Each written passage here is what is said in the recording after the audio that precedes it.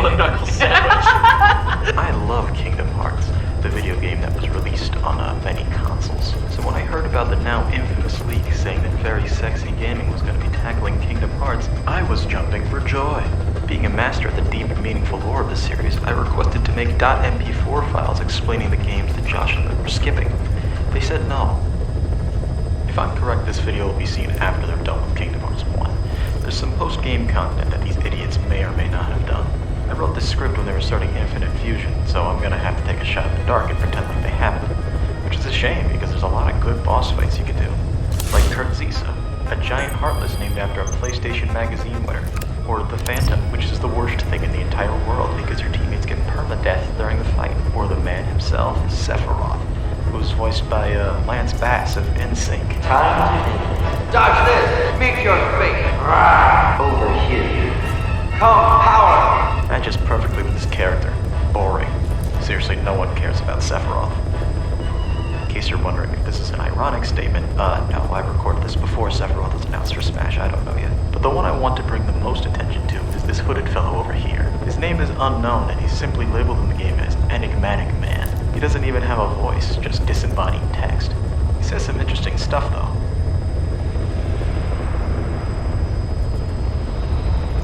Wait, what are you?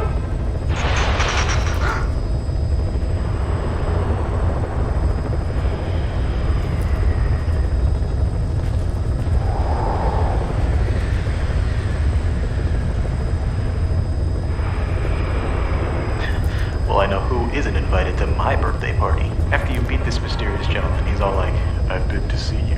You look a lot like him." But Sora's too busy using reused voice clips to question that. What's that supposed to mean? What's that supposed to mean? He teleports away. So at this point, you know everything there is to know. Sora and Donald are following Pluto to find Riku and King Mikey. Now's the part where I start filling you in. Okay, so here's how it's gonna work. I'm gonna have to do 2 videos. One for these next 2 games, and another for more games that come after the second. Likelihood is, this will be the shorter of the 2 videos. Even though shit's about to start going crazy around this point, it doesn't start going crazy until Birth by Sleep, which I'll be covering after you beat Kingdom Hearts 2. What we'll be going over first in today's lesson is Kingdom Hearts Chain of Memories. It was a Game Boy Advance game released in 2004. This rant has been done to death, so I'll make this quick. Imagine really liking the first game back in 2002 and really wanting to see what would come from that cliffhanger ending. And then your quote-unquote answers are given to you on a console you don't own. Thankfully, the game was remade on the PS2 in 2007 under the title Kingdom Hearts Chain of Memories.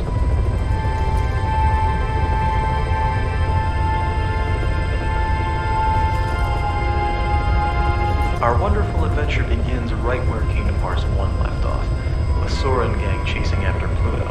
After giving chase for like 10 minutes, they decide they've had enough for the day and go to bed. In the middle of the night, Sora goes out to take a tinkle, when a strange man in a black coat starts saying some dumb shit about, Along the road ahead lies something you need. However, in order to claim it, you must lose something that is dear to you.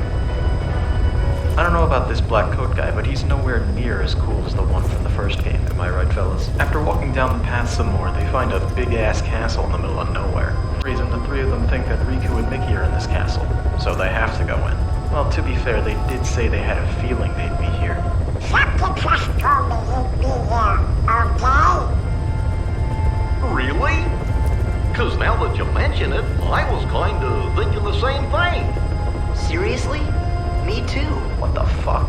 Okay, so the original game didn't have voice dialogue, so they had to make these voiced cutscenes in 2007, 5 years after Kingdom Hearts 1. Haley Joel Osment went through this thing that shitty adults call puberty, and now he sounds like a grown-ass man despite Sora being the same age as he was in the first game. Jiminy comes out of Sora's snatch to say, hey, maybe this is a bit suspicious actually. We all think the same stuff at the same time. But Sora threatens his life, so he goes back. Suddenly, the Black Coat Man comes back. For some reason, Donald, for the first time in his entire life, feels the need to announce that he's about to use magic. He's about to set a flare this bitch, but uh-oh, he can't. Black Coat Man basically says, you idiots, the second you walked in here, this became a challenge run. Now you're all at level 1. He goes on to say, In this place to find is to lose, and to lose is to find. That is the way in Castle Oblivion. What an edgy name. He says that they're going to be seeing people that they've met in the past, except they won't remember them. Then he says that Riku's here, and at this point, I'm already bored. He gives Sora a card that has a picture of Traverse Town on it, and he's like, "My dad gave me that. I'm only letting you borrow it because you gave me your Hot Wheels at recess last week." They go through the door, and now they're in Traverse Town again. Black Coat Man once again appears behind Sora and says, "Yo, check it out. This is Traverse Town, but it isn't. It's not real, it's a fake. This is actually a custom VR chat room I made. Do you like it?" They're about to exchange Discord IDs when Jiminy comes out. He's like, hello, Donald and Goofy are gone." Black Coat Boy's like, "I turned them into cards. They have NFC functionality. If you use them in Breath of the Wild, you get some fish." And then the first battle begins. Okay, so like, I haven't played this game in a while because it sucks, and I don't remember the combat system too well. I'm not gonna waste time looking it up, so I'm just gonna go off what I remember. This is not even remotely similar to the first game. It doesn't function the same. Everything you do outside of running and jumping is determined by cards. You use cards to do spells, you use cards to do summons, you use cards to use Donald and Goofy, you use cards to swing the fucking Keyblade. Every enemy also has cards that they use to do certain attacks against you. Every card has a number attached to it, 1 to 9. If you use a card that's a higher number than your opponent's, then your move will have a higher priority against theirs. If it's lower, they have priority against you. There are also cards that have zeros on them, which is the highest priority of all. There's a meter in your deck that you can use to refill the cards you used, but you won't get to use the same ones every refill, okay? After that nightmare, Black Coat Man leaves, and the real adventure can truly begin. They dick around for a bit, and then they see Leon. He's back, baby. But he doesn't seem to remember the three, because that's not even the real Leon at all. He's not back, baby. No one remembers our heroes, so they basically just gotta do all the worlds again, but with a shittier combat system this time. The enemies are all the same ones that you've come to know and love from the first game. We have the Crawler, the Scrounger, the Flat Earther, Xehanort, YouTuber Peanut Butter Gamer, etc. They get the heck out of there and are met by guess who? Well, Sora, did you enjoy meeting your memories? Yeah, it was good to see everyone. Coat starts walking ominously towards Sora, but is interrupted by everyone's favorite guy. Hello. Oh, my name's Axel. Got it memorized. I don't know if we're playing MGS2 by this point, but he's voiced by Ryan, if you couldn't tell. He says he wants to fight the Keyblade Master, and if Coat Man stops him, then he's telling Mom on him. Axel's the first boss of the game, so the fight is on. The fight is over. Axel's all like, "Congratulations on defeating me. Here, have this card," and me ominously telling you that you're forgetting someone who's more important to you than Riku. Castle Oblivion. They move on, but it seems like they forgot about Hollow Bastion for whatever reason. Holly? Holler. So they start going through the Disney worlds. I'm not going to explain what happens in all of them. I'd rather die. It's basically the same plot as the original games, but everyone forgot Sora or whatever. In between each Disney world, they talk more about stuff that they're forgetting. Could it be that we don't remember because we're losing our memories? Because I guess they aren't complete dum-dums. They realize that the further they go into the castle, the more memories they'll lose. As they keep going on, they keep talking about how they never forget their friends. So, obviously, they're going to completely forget about their friends by the end of this. Cut to a scene of Axel with a different member of the Black Coat Brotherhood, Larxene. She's picking on Axel for being interested in a little boy. He says that the only reason he is because he became a Heartless and was still able to retain his feelings, which only one other person was able to do. Sora and crew are talking about forgetting stuff or whatever, it's topical, and Sora pulls out the lucky charm that Kairi gave him to show that he'd never forget about her, and he's immediately distracted from this thought by suddenly remembering someone else, a different girl, blonde hair. It seems that the more Sora forgets, the more he remembers. And what I find funny is that as soon as he starts thinking about her, it almost seems like he doesn't care about finding Riku anymore. You're slowly drip-fed more information about this girl as the game goes on. It's honestly pretty frustrating, especially because the Disney worlds are among the worst to play in the series. Another scene with Axel and Larxene. Larxene says she's gonna fight Sora next because, why not? Don't forget, Sora is the key. We need him if we're going to take over the organization. Take over the organization? Ooh, like a coup d'etat? Count me in. So she goes to Sora, says that the girl he's trying to remember is in this castle being held captive. Then she beats him up, and he drops a different lucky charm that isn't Kairi's. It must be the other girl's, Luigi? Larxene is like verbally coaxing him into remembering her name, and it somehow works. Nah. Meh.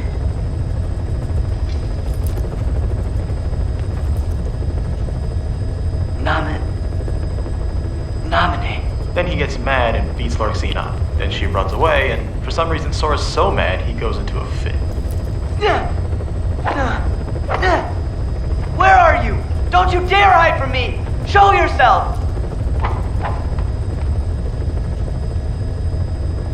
Back in Koopa's castle, Larxene comes back to Axel like, Whew. Throwing that battle wore me out. Really? It looked to me like you just plain lost. How dare you! so then a new guy shows up, Vexen. Vexen is a scientist man, that's his character. I'm a scientist. Experiments are what I do. Yes. He says that he's gonna show Sora the power of his new experiment, and then Columbia will rue the day they rejected his application. Whew. Sora sure does seem like he's upset. You be too. He just remembered a friend, but found out she's in trouble. I don't know, I just think this scene's funny. After digging around in Atlantica, except they're not fish this time, they find Riku. He's just chilling on the 36th floor of Castle Oblivion. So he starts, immediately being an asshole. He's like, you changed, man. You used to only care about me. Now you, care about multiple people. How could you do this? Naminé doesn't even like you anymore. He starts talking about how it's Sora's fault Naminé left the island in the first place, and then Riku turns into a shadow man, like he did in the first game, remember? Remember when he did that? In the first game? He starts attacking because he's the only one that can protect Naminé. After getting a good whacking, My beautiful gun is destroyed! Good thing I got a spare upstairs. Sora's a bit confused by the situation, and Jiminy comes in with the voice of reason. Sure was strange.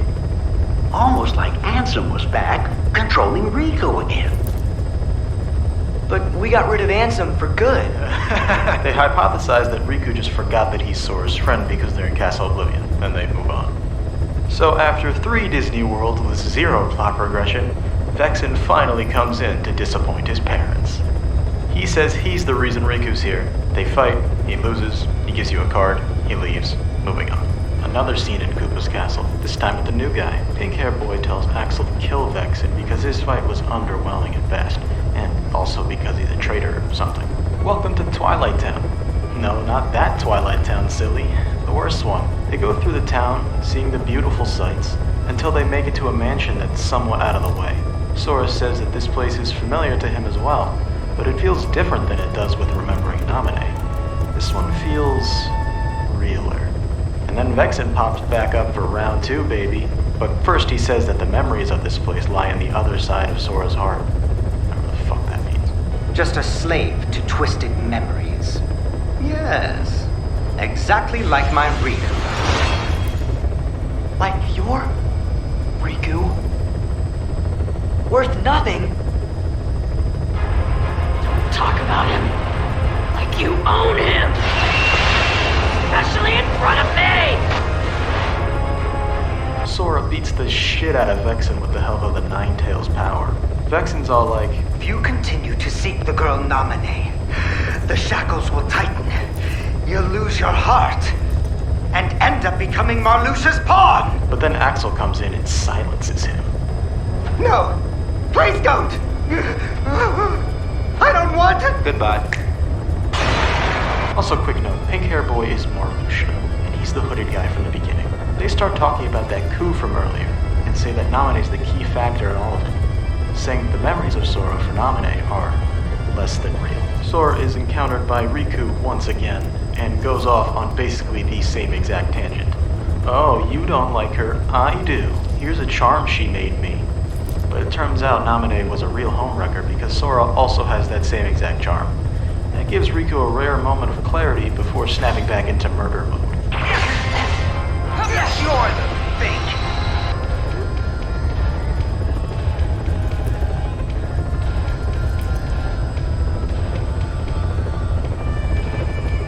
Sora is now entering the realm of being an asshole.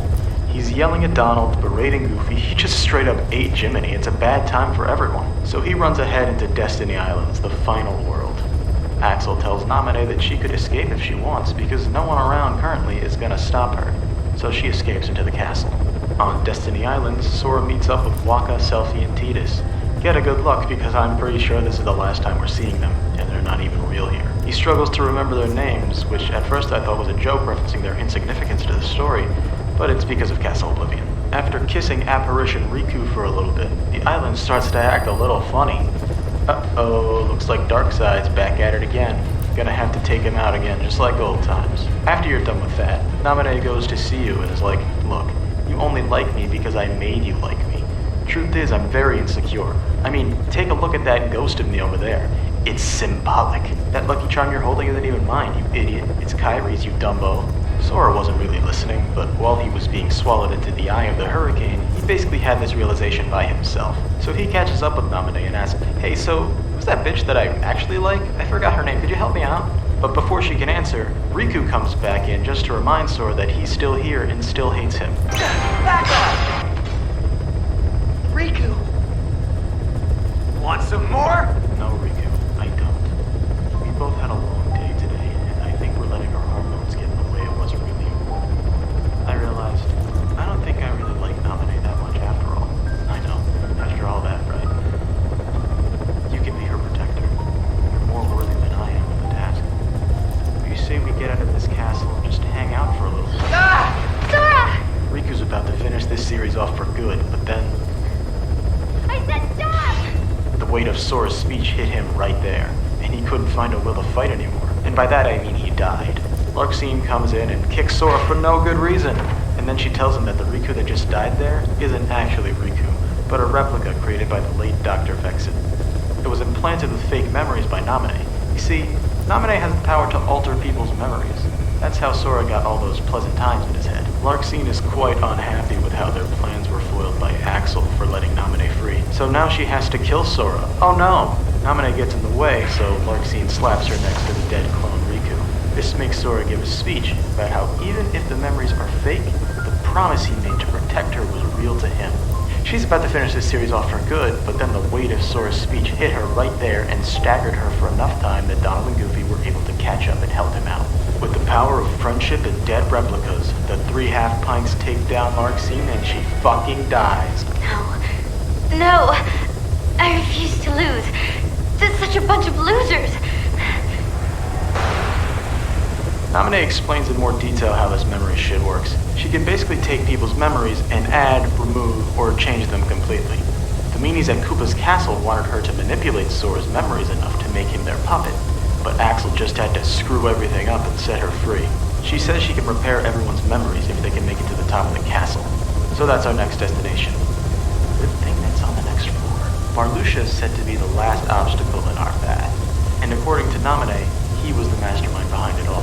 He made her do all the memory manipulation stuff. Cut to Marluxia at the top of the castle having a bit of a debate with Axel as to whether or not treason is cool. During this, Marluxia tells his grand plan. They would use Sora to take over the organization. Whatever this organization is, it must be pretty big if it doesn't only have the 4 that we've seen. Axel wasn't interested in taking it over, but was rather working with it to weed out the traitors.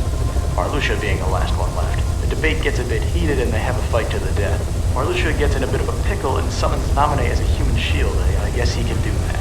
Sora gets word of this, and they get into the room too. This is getting kind of political, guys. Sora says that he's gonna kill the both of them because black coat equals bad. He starts with Axel, rather than the guy who's holding the only person he even knows anymore captive. After he gets his ass beat, Axel fucks off, leaving only Marluxia. He tells Namine to erase Sora's memory, so that he may be rebuilt to be the puppet Marluxia wanted him to be. Namine says she won't, but like the hero he is, Sora tells her to do it, without even really thinking about how that might end up killing everyone he ever knows and loves. I mean, I guess he doesn't know them. Marluxia even calls him a dumbass, saying he'll end up being just like the replica of Riku. Speak of the devil, look who's alive! Marluxia rightfully asks how he's even still standing. Replica's response is less than ideal. What can you possibly think I ever had? Both my body and my heart are fake. But there is one memory I'll keep, even if it's just a lie. Whether it was a phantom promise or not, I will protect Namine. You see, this is why I prefer the Japanese dubs of these games. On top of being the native language of the developers, there's also less restrictions and censorship on what they can say, which leads to the creative freedom that this series really needs. 私の敵ではない。一切の心が消えた無の世界。お前の心を虚しく散らせ。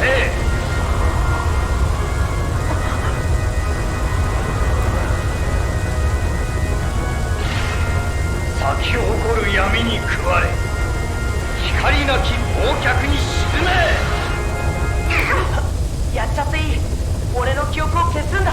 Marluxia has shown his true colors and the final battle has begun. Did you know? All the music in the 1.5 re-release of Kingdom Hearts 1 was redone by a real orchestra instead of using MIDIs. In Chain of Memories, the only song that got this treatment was the final boss theme here. Break the curse with your cards. And be sure to hit me in my Tarian, where the skull is the thinnest, for maximum damage. This is the heart of a hero. So he dies, like, a lot, and that's it. That's the final boss. We get some parting words from the replica. Sora, you're a good guy. I don't have to be real to see how real your feelings are. That's good enough. Riku!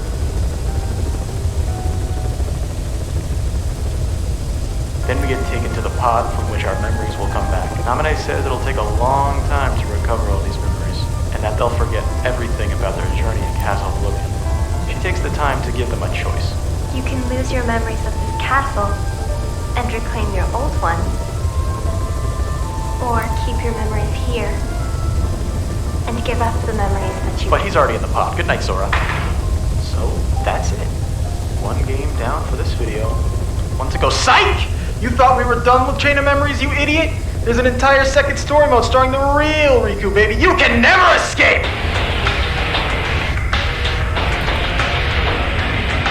The last we left off with Riku was when him and King Mickey sealed off the door to darkness. Now he seems to be floating around in the void, and King Mickey isn't there. A disembodied voice tells Riku that he's drifted off into a place between light and dark. A card is materialized in front of him, and he's told that he'll be given the ultimate challenge should he take it. Playing Kingdom Hearts Chain of Memories. Riku takes the card, and he's transported to a familiar-looking castle. I'll just add right now that this story starts in the middle of Sora's. The card leads to Hollow Bastion, and his journey begins. The gimmick here is that he's going through his memories, rather than redoing them. Riku walks around for a while, but he doesn't end up seeing anyone. The voice chimes in, saying, it's metaphorical of how you cast everyone in your life aside in the pursuit of darkness. That's why no one's here. It's pretty powerful. I'm gonna use it for my English paper. Can you tell me how you feel right now? But it turns out Mr. Voice was full of shit, because there's one figment of memory there. Maleficent. Riku's like, okay, I get the point already. I'm gonna be fighting the dark figures that I embraced in the past in an attempt to move on from that, right? And then Maleficent turns into a dragon again. After very easily winning that battle, Voice says, come on, man, the darkness is pretty cool. It'll get you laid, bro. There's this girl in the castle I could hook you up with if you just give in to the void. Stop resisting. Accept the darkness. You have no choice. If you are to serve me again. That's not Billy Zane. So, yeah, I guess he was asking too much for reprising his role, or his schedule is filled up. So, Ansem is now voiced by Richard Epcar, more well known for voicing Raiden in Mortal Kombat. This one is more aggressive sounding, but I guess it could be worse. If you're wondering how he's alive, well, that's easy. You see, Ansem was destroyed by Sora and Co., but because he possessed Riku in order to appear in the first place, a piece of him still resides in his heart. But what confuses me is that he's not just an internal voice that Riku hears. He's around outside his body, and other people can see him later on. So, like, why does he even need Riku? Maybe he can appear only within, like, 500 feet of him? Like the opposite of a restraining order. Anyway, Ansem slaps Riku around for a little while, but everyone's favorite little mouse comes in to save the day. That's right, Stuart Little. I'm just goofing around, it's Mickey. He also appears as a little Riku phantom. So, did Mickey die and possess Riku too? Or whatever, Ansem fucks off after giving Riku a little bit of non-consensual darkness. Cut to another cutscene with the organization, and this time we're introduced to two new guys along with Vexen. Big one's Lexius, little one's Zexion. All that's really said here is that Zexion senses Riku's presence. Riku's taking a stroll around Castle Oblivion when he suddenly smells something familiar. What's that scent? It's so familiar. Darkness. It's the smell of darkness.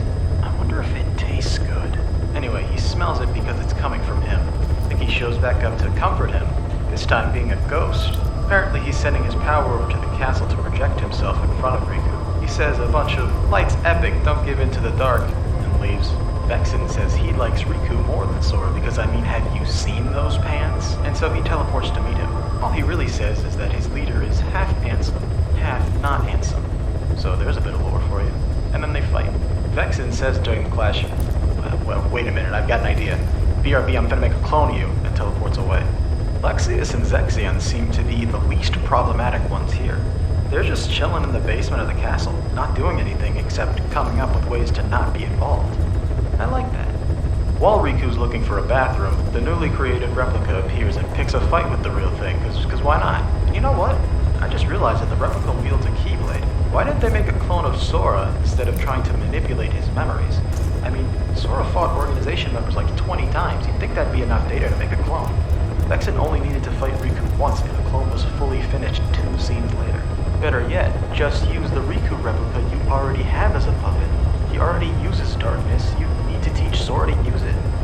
I should be a writer for this shit. Anyway, they beat each other up and the replica runs off. Riku chases after him but gets distracted by Ansem being funny. It's the same spiel, except the darkness. No. Okay, love you, bye. Time to do some more Disney Worlds.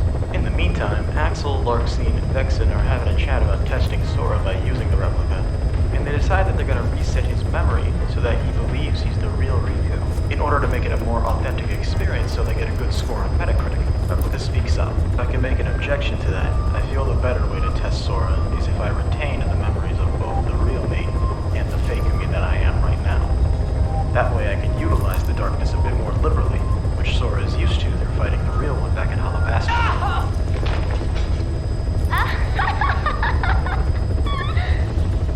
Stupid little toy. And at the same time, I can express the emotion that the real Riku does. I feel like that would... Did this joke land the second time? I don't know. Cut to 3 minutes later, his memory is reset to the real Riku's. And he says he's gonna protect Naminé and kill Sora, yada yada. He leaves and Larxene makes fun of her, calling her the shadow of Kairi. But that... Lexaeus and Zexion talk about how the others' plan of control of Sora is stupid because he's a light man. So they come to the conclusion that they need to go after Riku and use him to take down Marluxia. I consider that the smarter move. After Riku completes the last round of Disney Worlds, Lexaeus is waiting on the other side to take him down.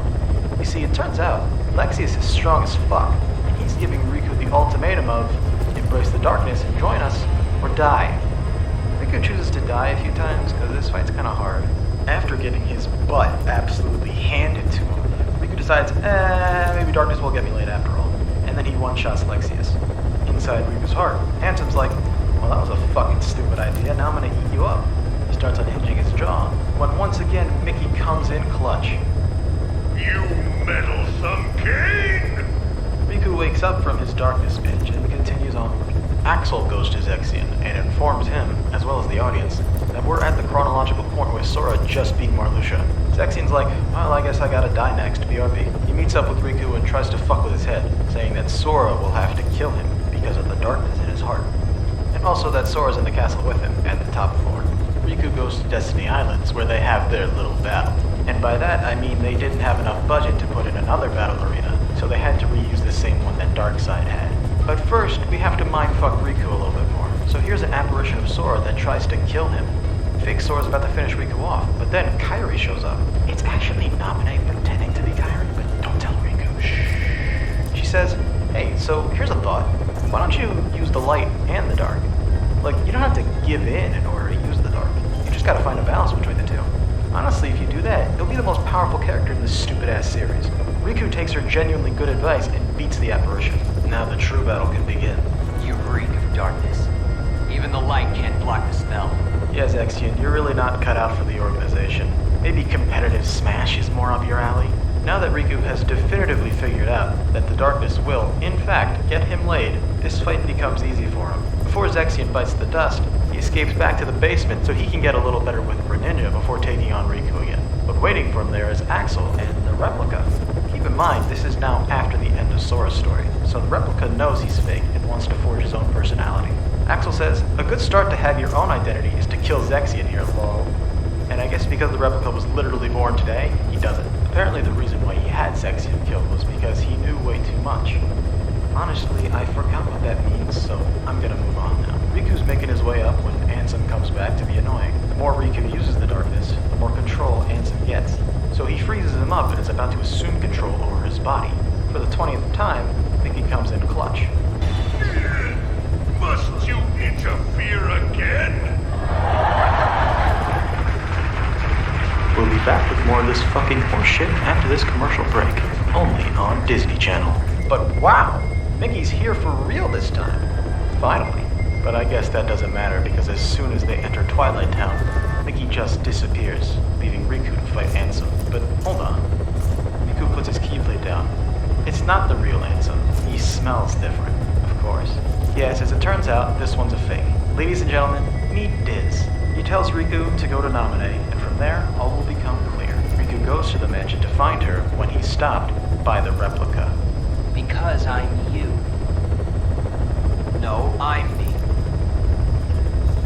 I'm me, he says. He starts having a mental breakdown, talking about how he's fake and he'll never be anything but that. The only way for him to be anything more than a shadow is if the real one dies. So the battle begins once again. And once it does begin, I notice that they're in the complete opposite positions that they were in the cutscene. Strong. Real thing.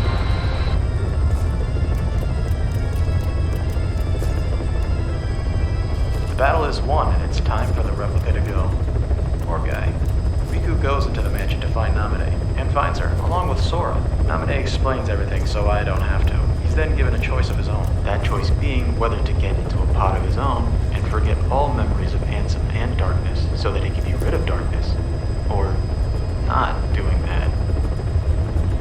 Figures. Sora always did as he pleased. Whatever we'd be doing together, he'd find a way to slack off. Even trying to leave the islands. I did all the work on the raft by myself. That's it. When this slacker wakes up, I'll tell him off. I told him to take care of Kairi, and here he is just taking a nap. But I can't chew him out like he deserves, if I've been asleep. He ends up choosing to stay awake and fight Ansem himself. He also says that he knew it was Namine at Destiny Islands and not Kairi. When'd you know? I knew when I met you. You and Kairi smell the same.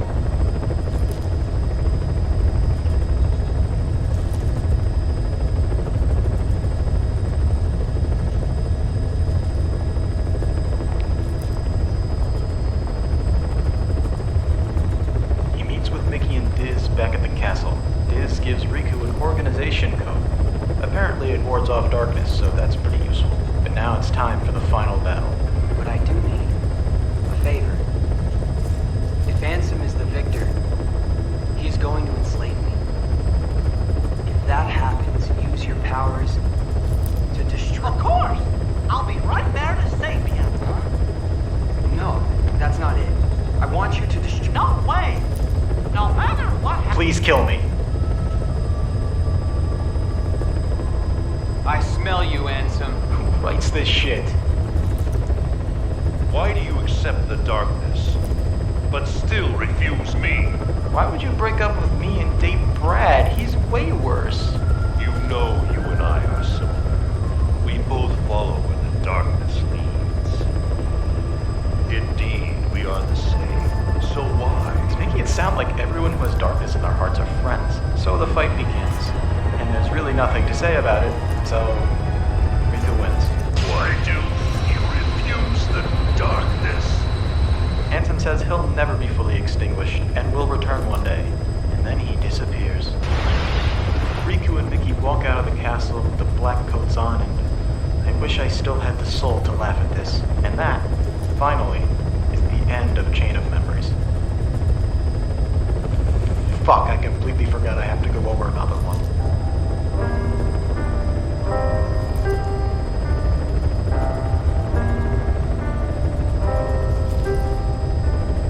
Okay, so this game came out 4 years after Kingdom Hearts 2, but to me and a lot of others, it feels like it should be played before 2.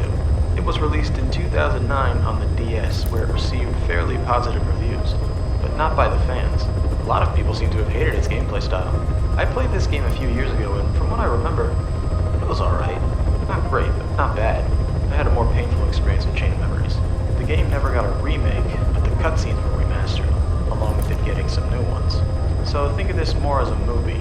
So, our story starts with a boy waking up in front of that mansion from the last game. A man in a black coat appears in front of him and says the following. No, he doesn't actually say any of this, it's just that I need to explain some stuff that Kingdom Hearts 2 did and assumes you already knew going in. Listen up, baby boy, you belong to me now. You know what you are? You're a nobody. Everyone at the organization is. A nobody, in case you're wondering, is the husk of a person left behind when it becomes a Heartless. Nobodies with strong wills, however, retain their bodies and sentience. You are someone's nobody. Everyone at the organization has a fun little gimmick in their name that I came up with. We rearranged the letters of the original somebody's name and put an X in it. For instance, my good friend Lorax, if Arlo found out I was hanging out with nobody again, he'd kill me. As for you, your somebody's name was Sora. So we're gonna rearrange that so it says Oras, which of course stands for Omega Ruby Alpha Sapphire. No, actually, swap the R and the O. I got it. Roxas. Welcome to Organization 13, Roxas.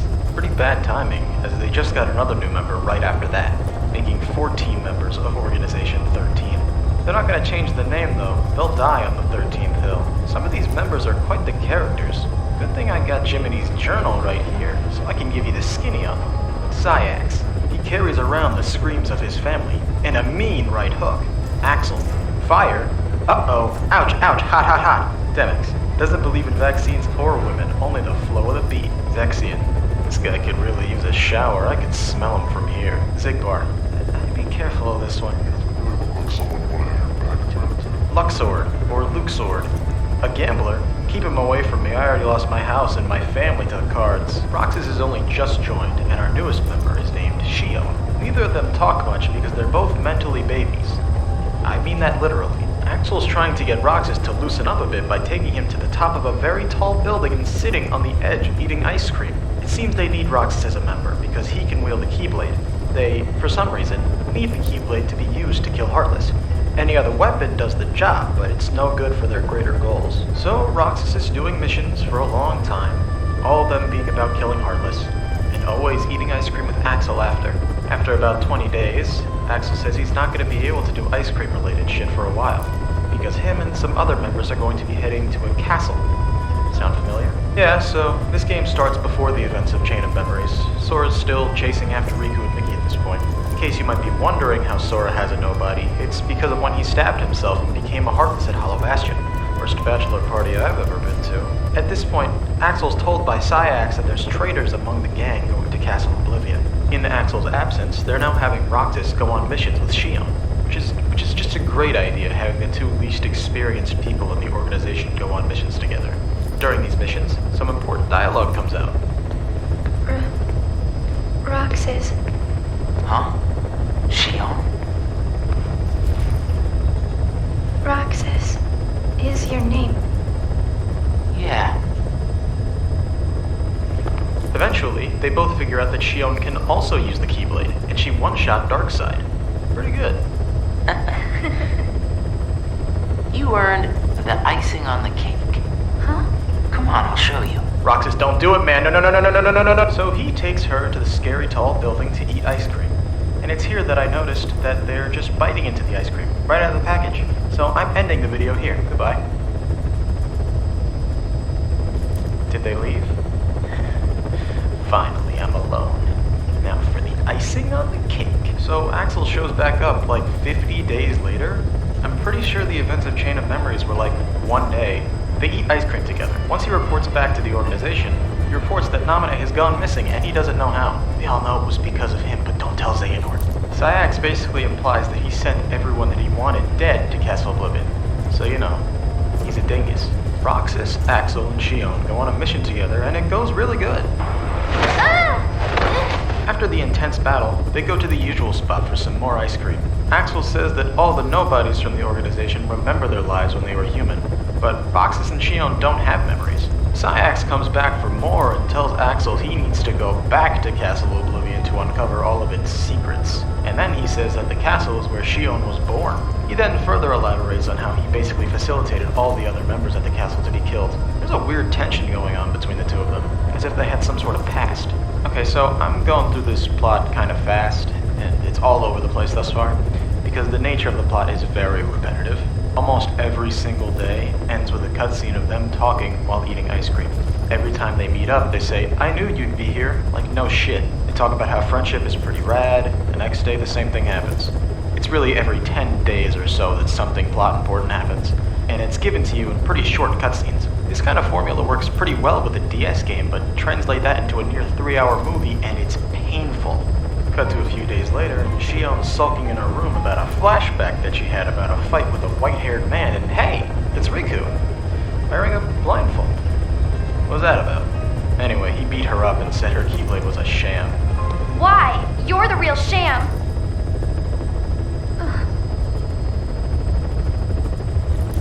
Fair enough.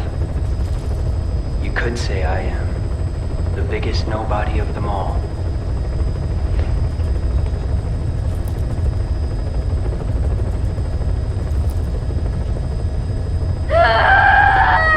This ended up messing with her enough that she failed a mission and went into a coma. Whoops. Sayax is being a ding-dong about it, and did you know? Sayax is voiced by the voice actor for Shadow the Hedgehog. See, I'm getting really bored here. About 20 days later, she awakens from her coma after having a dream about the events of Kingdom Hearts 1. Skip a few thousand days, and Axel is finally sent back to Castle Oblivion. Seems like Shion's getting curious about where she came from, so she was snooping around research files scattered around home base. This ends up leading her to Castle Oblivion as well. She tries to get in further, but Axel stops her. She describes that she's been having dreams of her past, involving Hollow Bastion, and this castle, and even Axel. I wonder why. Axel tries to stop her from going forward, but she moves on anyway. And then, before we can see the truth, we come back to the usual spot with Roxas eating ice cream with Axel, Roxas wondering where she went. A few decades later, a scene with Riku and Namine plays, where he asks how Sora's doing. She says that there are crucial parts of his memory that are missing. It's Shion that's causing this. You see, Shion has been absorbing Sora's memories, not on purpose, but because they're linked. Shion is Sora's memories of Kairi incarnate. She's comprised of a few snippets of Sora's memory that Namine gathered back during the events of Chain of Memories, all of which related to Kairi, which is why she kinda looks like her, but goth. She takes on a human form because she's a replica, like the Riku replica. The reason she was created by the organization at all was as a backup plan, just in case something went wrong with Roxas. The problem with her existence now is that those memories that she carries are not in Sora, and cannot be in Sora unless she's taken out. And on top of that, they also kind of need Roxas to not be in the picture because he's also required for Sora to come back. You see, when one of those nobodies that has a strong will, so has a body of their own, like the organization, dies, they go back to being the way that they were before. They go back to being human. Are you following me thus far? Listen, just the main point that I want you to take here is start counting how many Soras there are, because we're at 3. That's pretty low. Other main point being the organization really wants Sora. They want a Sora, they want a Keyblade, therefore they want Sora. They are willing to create him if they can't have him. Currently, at the moment, things are going pretty good for the organization. Because with Shion and Roxas around, they have 2 Keyblades for whatever their greater goal may be. And also, on top of that, with them around, Sora cannot wake up. AKA, their biggest threat is out of the picture. But they're starting to encounter a snag in the road. You see, both Roxas and Shion have been trying to be their own people instead of just being continuations of their human counterpart. If they become their own people instead of the mindless puppets that they wanted them to be, that's no good. They'll start forming their own opinions. So it's likely that soon, the organization will destroy one, if not both of them. This would bring Sora back, which, unfortunately, that's what Diz wants. He wants Sora back on the ground badly. The motivation, we don't know yet. And he's the one in charge of the Sora Revival Project, so the only real outcome of this situation is that Roxas and Shion become a part of Sora again, aka, they cease to exist. I'm aware that was a very sudden info dump, but that's how they treated it in this fucking movie. Even if you had played Kingdom Hearts 2 at this point, you would not be able to comprehend all of this. It's a disaster. So much so that I'm not reading off of a script right now. All of what I've been doing has been off a script. Right now, it's off script because I did not want to waste my time in typing all of it. Diz enlists his trusty assassin, Riku, to take them out himself. Riku is now apparently willing to kill for Sora, so I guess add him to the list of people obsessed with him. Or maybe he just solidified his place there. Roxas eventually catches on that Shion might be at Castle Oblivion, and Axel's like, fuck it, let's go. So they go to look for her there. However, Roxas gets a bad headache and didn't bring any aspirin, so they retreat for now. They end up back in town, where they see Shion. What a coincidence. But she walks off, and a hooded man blocks the path, before also walking away. Turns out the hooded guy's Riku. He's not going the route of killing her. No, he's more dignified than that. He's just gonna coerce her into killing herself by showing her she has nothing left. And they say chivalry's dead. After giving chase a while longer, Roxas finally catches up with Shion and asks her to come back. She says no and starts walking away. Roxas grabs her arm in desperation, so she busts out the Keyblade. Axel wasn't having any of that though and knocks her out from behind. She's taken back to home base, but Roxas wasn't happy with the way Axel went about it. And now they aren't currently on speaking terms, so please don't try to invite them both to a party, or it'll just be awkward. It seems like they're forming into too much of their own people, because Sora's now at risk of never waking up if something doesn't stop them. It's here that we see Diz is kinda racist against nobodies. Nobodies never should have existed. As I'm sure you understand, Nominee. Yes. At this point, the organization really needs one of them dead, so they sent Shion on a suicide mission to fight Sigbar over here. He says something really weird. Of all the faces, why do I look at her and see yours? Why is it that you always have to glare at me like that? Shut up! That looks like Roxas, but what's with that armor piece on his shoulder? Anyway, she beats him and tries to convince Axel to let her go. He says no at first, but then she shows him her face, and he changes his mind because that bitch hideous. The organization wants her captured again so they can properly eliminate her, I think. Axel's hired to do the job. He stalls for a few days, while Roxas has some time to think about stuff. Stuff like, what exactly is Shion anyway? And what is the organization keeping from me about her? And what is the organization keeping from me about me? This ends up getting to Roxas, and he leaves to find some answers. Syax tries to stop him, but fuck that guy, am I right, fellas? Roxas makes it out of home base where Axel's waiting for him. He tries to stop him verbally, but also fails. Meanwhile, Shion's chatting with Naminé. Naminé tells her, if you disappear, you won't be remembered because you yourself are a memory. That's logic, I think. Shion had her headphones in, so she didn't really catch that, but she agrees. But hold your horses. Axel's here, and he's pissed. They're gonna have one last battle for all the money. And then it cuts to Axel carrying her back to home base. So I guess he won. Shall we cut to the next day? Only 2 more to go. Roxas is hanging out at the usual spot because where did he think he was going? But then Shion comes in, hooded. They share one last ice cream together. How sweet, yet salty. But good things can't last forever. She stands up and takes off her hood.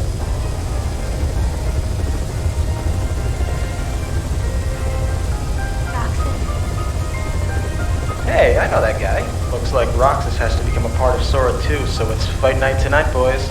This fight's actually pretty cool. She takes you around all the different Disney worlds I haven't even talked about, and then it ends with her becoming a big-ass robot thingy while one of the better songs in the series plays, Vector to the Heavens. But after a slash here and a slash there, she's toast. She asks Roxas to take all the hearts she's taken from the Heartless free.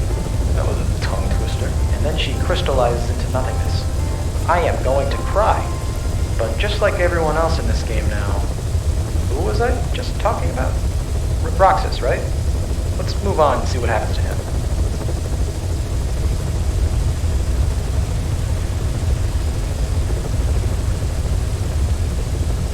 Roxas is walking through downtown New York, seeing if he can maybe mug some poor fool. They never suspect the nobodies. Suddenly, he's surrounded by Heartless.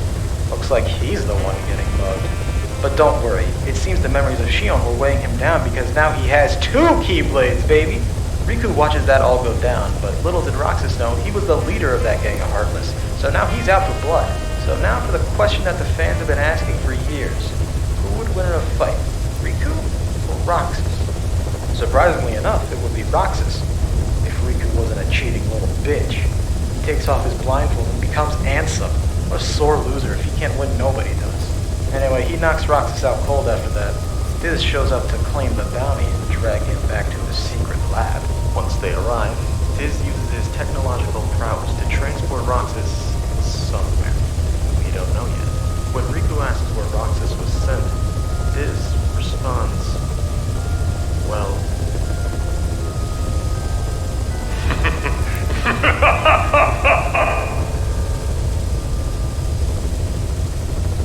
Interesting.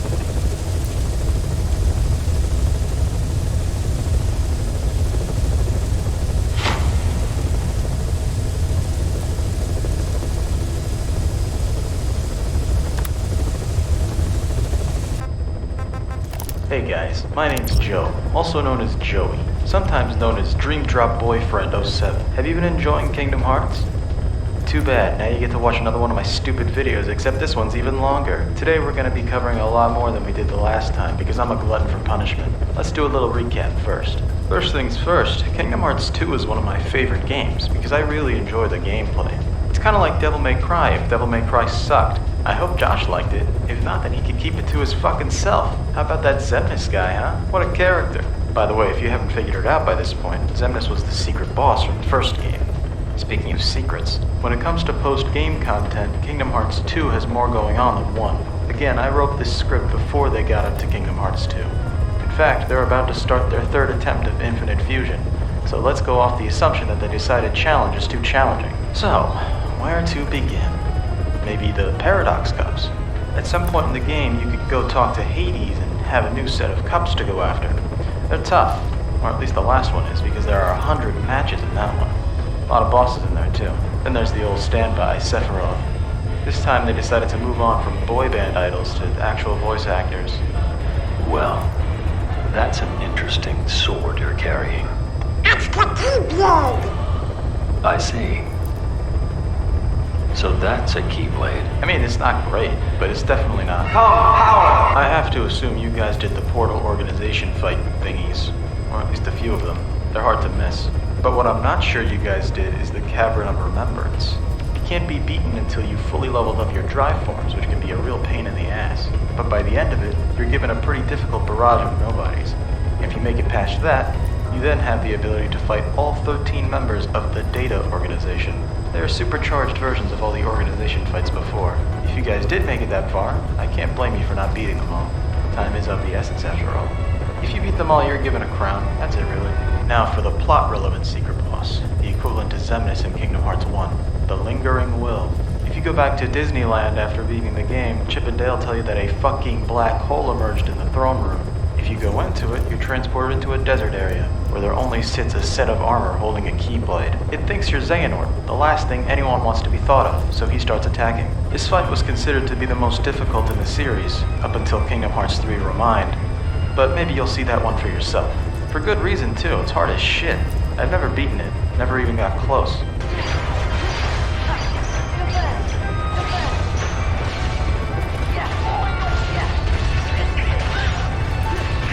Fucking damn something! But there's one thing that helps people come back to super difficult boss fights. Good music. And this one's got just that. Rage Awakened is my and many others' favorite song in the series. Did you know? The composer for the series, Yoko Shimomura, also composed music for the Mario and Luigi games. If you beat it, it just goes back to bed. Turns out it's very cranky at this time of day. And after that, that's all there is to talk about. So now we have to go back to the infilling. It's what I'm best at. But I need to give you a fair warning. You won't be making it out of this one the person you were before.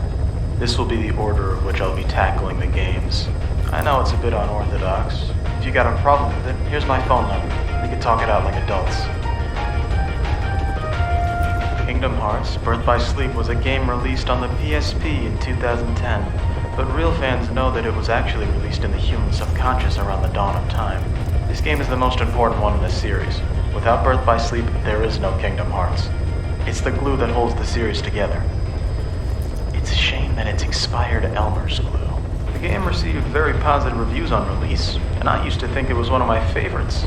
But then I played 2 again after a while and opinions changed. The big gimmick of this one is that there are 3 story modes. I wish I could say that they're short, but the total cutscene time and chain of memories with both story modes was 3 hours. This game has 6 hours. Here goes. It takes place 10 years before Kingdom Hearts 1. These 3 idiots are talking about friendship and perhaps sea salt ice cream. These 3 idiots meaning Terra, a potential candidate for the world's smallest brain. You'll see why later. Aqua, the one with very little personality outside of being the mother figure of the group. And Ventus. I can explain later. Ventus is voiced by Jesse McCartney, like with Roxas, and the voice actors for Terra and Aqua got better in Kingdom Hearts 3. Did you know? In the 2.5 re-release of Kingdom Hearts 2, Roxas's voice clips in battle are changed from the original.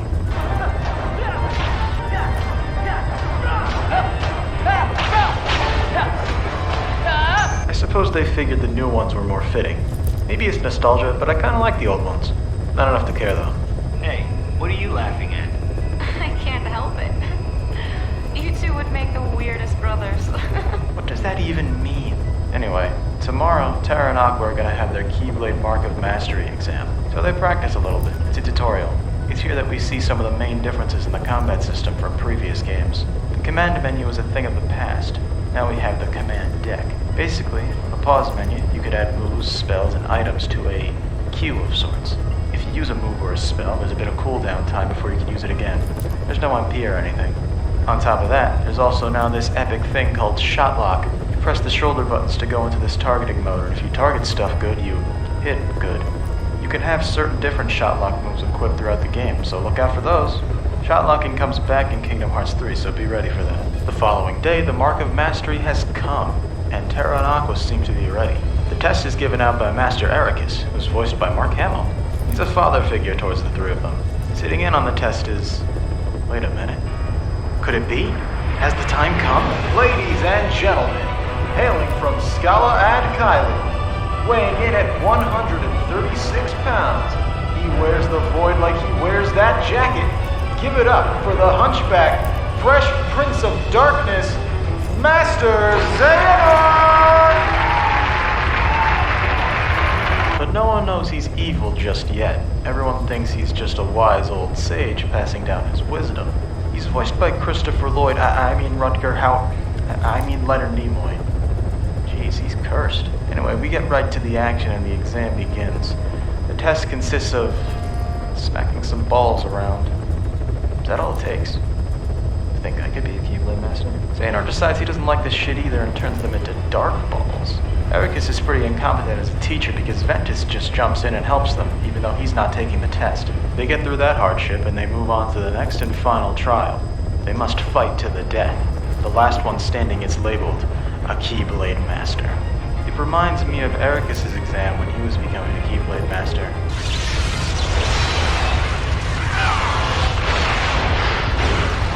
Nah, I'm just pranking ya. No one dies in Kingdom Hearts. They have a friendly little no-consequence baby match. But Terra starts losing and activates Ultimate Goo Goo Gaga mode. That gets him disqualified and Aqua gains the mark. Terra goes to sulk about how darkness is bad, and so is he. And Xehanort comes out to say that Ericus is a doo-doo head, and that he sees Terra as the true master because the darkness is nothing to fear. He tells him that darkness shouldn't be dismissed, but rather utilized to his advantage. Ventus is hanging out in his room, swinging a fake Keyblade even though he has a perfectly good real one, when this weird weirdo appears to taunt him. Ventus asks who he is, and he replies, "I'm you, but Sora." What? And then he teleports away. Ericus gives Terra and Aqua a mission after getting off a steamy phone call with Yen Sid.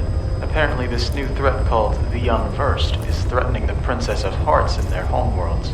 They feed off negativity, so that's how you know they're some messed up guys. He sends them on their way, but also pulls Aqua aside for a second to ask her to make sure that Terra doesn't get too dark, you feel me? That second he had her pulled to the side was just enough time for everything to go wrong. Ventus catches a whiff of Terra leaving and gives chase. After catching up with him, Terra's like, shut up a second, watch this shit. And he touches his armor and turns on super mode, and then he opens a portal to Sleeping Beauty and drives right into it. And then he turns into a dinosaur. Ventus realizes that he also has a piece of armor and touches it. And then he turns into a dragon. What if you rolled onto it in your sleep? He went to a portal, but it took him to Snow White instead. Ericus gets panicked from this and tells Aqua to get Ventus home safe, so now it's Aqua's turn to be epic. Time to dig around in Disney Worlds for 12 years. Unfortunately, this time a lot of them tie into the main story, so I have to talk about them in a bit more detail. Not too much, though. Let's start with Terra in Sleeping Beauty. He meets up with Maleficent, who very easily tricks him into doing her bidding. In your heart, there is darkness just waiting to be awakened. I don't know what you're talking about. He extracts Aurora's heart. How could I do this? Vin! Ventus eventually gets to Cinderella. Oh! How interesting. I've never seen a mouse like you before. It's called a twink, ma'am. Okay, so if I clip the funny moments like I did with the last two games, we'd be here for an eternity. So I gotta pick and choose. Starting with these. Lady Tremaine. I'd better pay her a visit. This is what happens when you go against my wishes.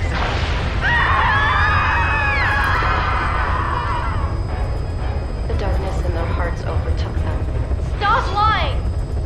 See for yourself all the powers of hell! Okay, so after a while, Terra's cruising around space looking for some alien babes, when he's telepathically told by Xehanort to meet at the desert world that is from a Disney movie. They meet, and Xehanort tells Terra to be wary of a boy in a mask named Vanitas, as he is the one who controls the Unversed. As it turns out, Xehanort initially trained Ventus, but the darkness in the lad's heart was getting to be too much, so he extracted it, thus creating Vanitas. Xehanort instructs him to go to Radiant Garden, as that's where he predicts Vanitas will strike next.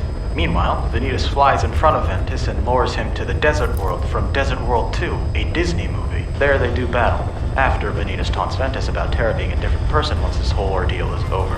Vanitas is wiping the floor with Ventus and is about to kill him, but everyone's favorite mouse in training appears to save the day, and then they beat him up and he retreats. The two have a little chat, and Mickey shows that he's been getting around with this star shard, but it doesn't really work great. It just kicks in whenever it feels like it. Speaking of which, it kicks in, teleporting Ventus to Radiant Garden. He explores around before running into two guards, Alias and Dylan. Look familiar? A big ol' Unverse shows up, and Ventus gives chase. The other two do as well before being stopped by Evan, who has a real shit-eating grin in this game. Aqua sees Terra on his way to Radiant Garden and follows him because they all need to be at Radiant Garden, okay? After Terra lets Merlin borrow his Winnie the Pooh book in exchange for a kiss, he sees another big ol' Unverse. Ventus is chasing after his own big boy and saves Scrooge from it. In exchange, Scrooge gives Ventus 3 lifetime passes to Disney Town, okay? After making a detour and reading Merlin's copy of Winnie the Pooh in exchange for a kiss, he continues to chase the big fella. Aqua makes it to the big city and goes towards the castle in search of Terra. There, she sees a young girl being chased by an Unversed. Mickey also caught this and is on the job with Aqua. After beating them, Aqua comments on how she could feel immense light emanating from this little girl. I'm sure you could tell, but that's Kyrie. Before you know it, Mickey's star shard kicks in and he's gone. Aqua casts a spell on Kyrie so that she'll always remember the debt she owes to Aqua for saving her. Then she's distracted by a third big boy and gives chase. All their chases lead to the same place. It's looking to be a 3v3. They finish the last piece off in style, and then they talk about how cool they are together and how awesome friendship is. Ventus gives Terra and Aqua the other 2 passes to Disney Town. He said to take 2 grown-ups. You mean us? Oh, Ven. You know that we're both 13 years old, and they get into a fight about who's gonna go first. Terra demands he goes first. Terra! Just stay put. He's taking the shortcut while monologuing about how Xehanort is the only person he can trust, when suddenly he's stopped by pre-nobody Zigbar, aka Braig. He has Xehanort captive. Uh-oh. He's holding him ransom for a Keyblade because he really wants one, apparently. Terra's having a hard time holding back his inner demons against Braig because he's in love with Xehanort. He shoots a ball of darkness at him and gives him a scar, and also has the weird side effect of explaining why he has an eye patch later on. Anakin is ashamed of himself at first, but Palpatine reassures him that using the dark can get him laid, telling him that he truly is the one that should have been named Jedi Master, and not Aqua. He sends him off, calling him Master Terra, before shining the evilest evil smile you've ever seen in your life, and Terra's loving it. Ventus is going after Terra, but first helps out our next piece of lore, Ienzo. Zexian is a little boy. Doesn't smell quite as bad yet. Evan comes to take him back to the castle and instructs Ventus on where to find Terra. He catches up with him, tries to get him to let him tag along. He says no and leaves. Why did I put this in the script? Aqua runs into Vanitas and they duke it out. She beats him and tries to unmask him, but she's thrown off by the best evil laugh Ayla Jolazma could make. And then he leaves. Then Ventus catches up with her and tries to get her to let him tag along. She says no and leaves. Why did I put this in the script? Ventus starts crying about having shitty friends that don't want him to get hurt when he's distracted by even more lore, Isa and Lee. Lee immediately challenges Ventus to a friendly fight for no reason. Lee loses and Isa pokes fun at him. Do I have Stockholm Syndrome or is this kind of a cute moment? They leave and Lee now has two friends that look identical. Bragg's a bit upset that he lost an eye during the fight, so he's getting revenge, as you can see. Xehanort puts a keyblade at his throat, so that's the end of that conflict. Xehanort says if they get through this, he'll give Bragg his keyblade. That's generous. Terra finally makes it to Disney Town and walks in the middle of the road because he wanted to pull some insurance fraud. It wasn't cheap getting here, you know. He almost gets run over by Pete, but didn't get hit. In retaliation, he destroys Pete's car and then he just leaves. The law at Disney Town is quite incompetent, so they throw Pete in jail for this. And by jail, I mean the realm of darkness. Don't worry though. Maleficent bails him out on the condition that he joins her in her conquest to be supreme ruler of the Omniverse. Ventus gets to Olympus and sees Skinny Hercules as well as Zack from Final Fantasy VII. Neato. Fast forward to Terra being there and Hades turned him into Darkman.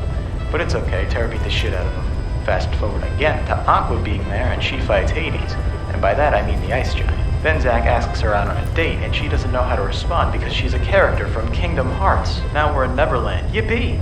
Guess when I sat down to rest, I must have fallen asleep. But where'd you come from?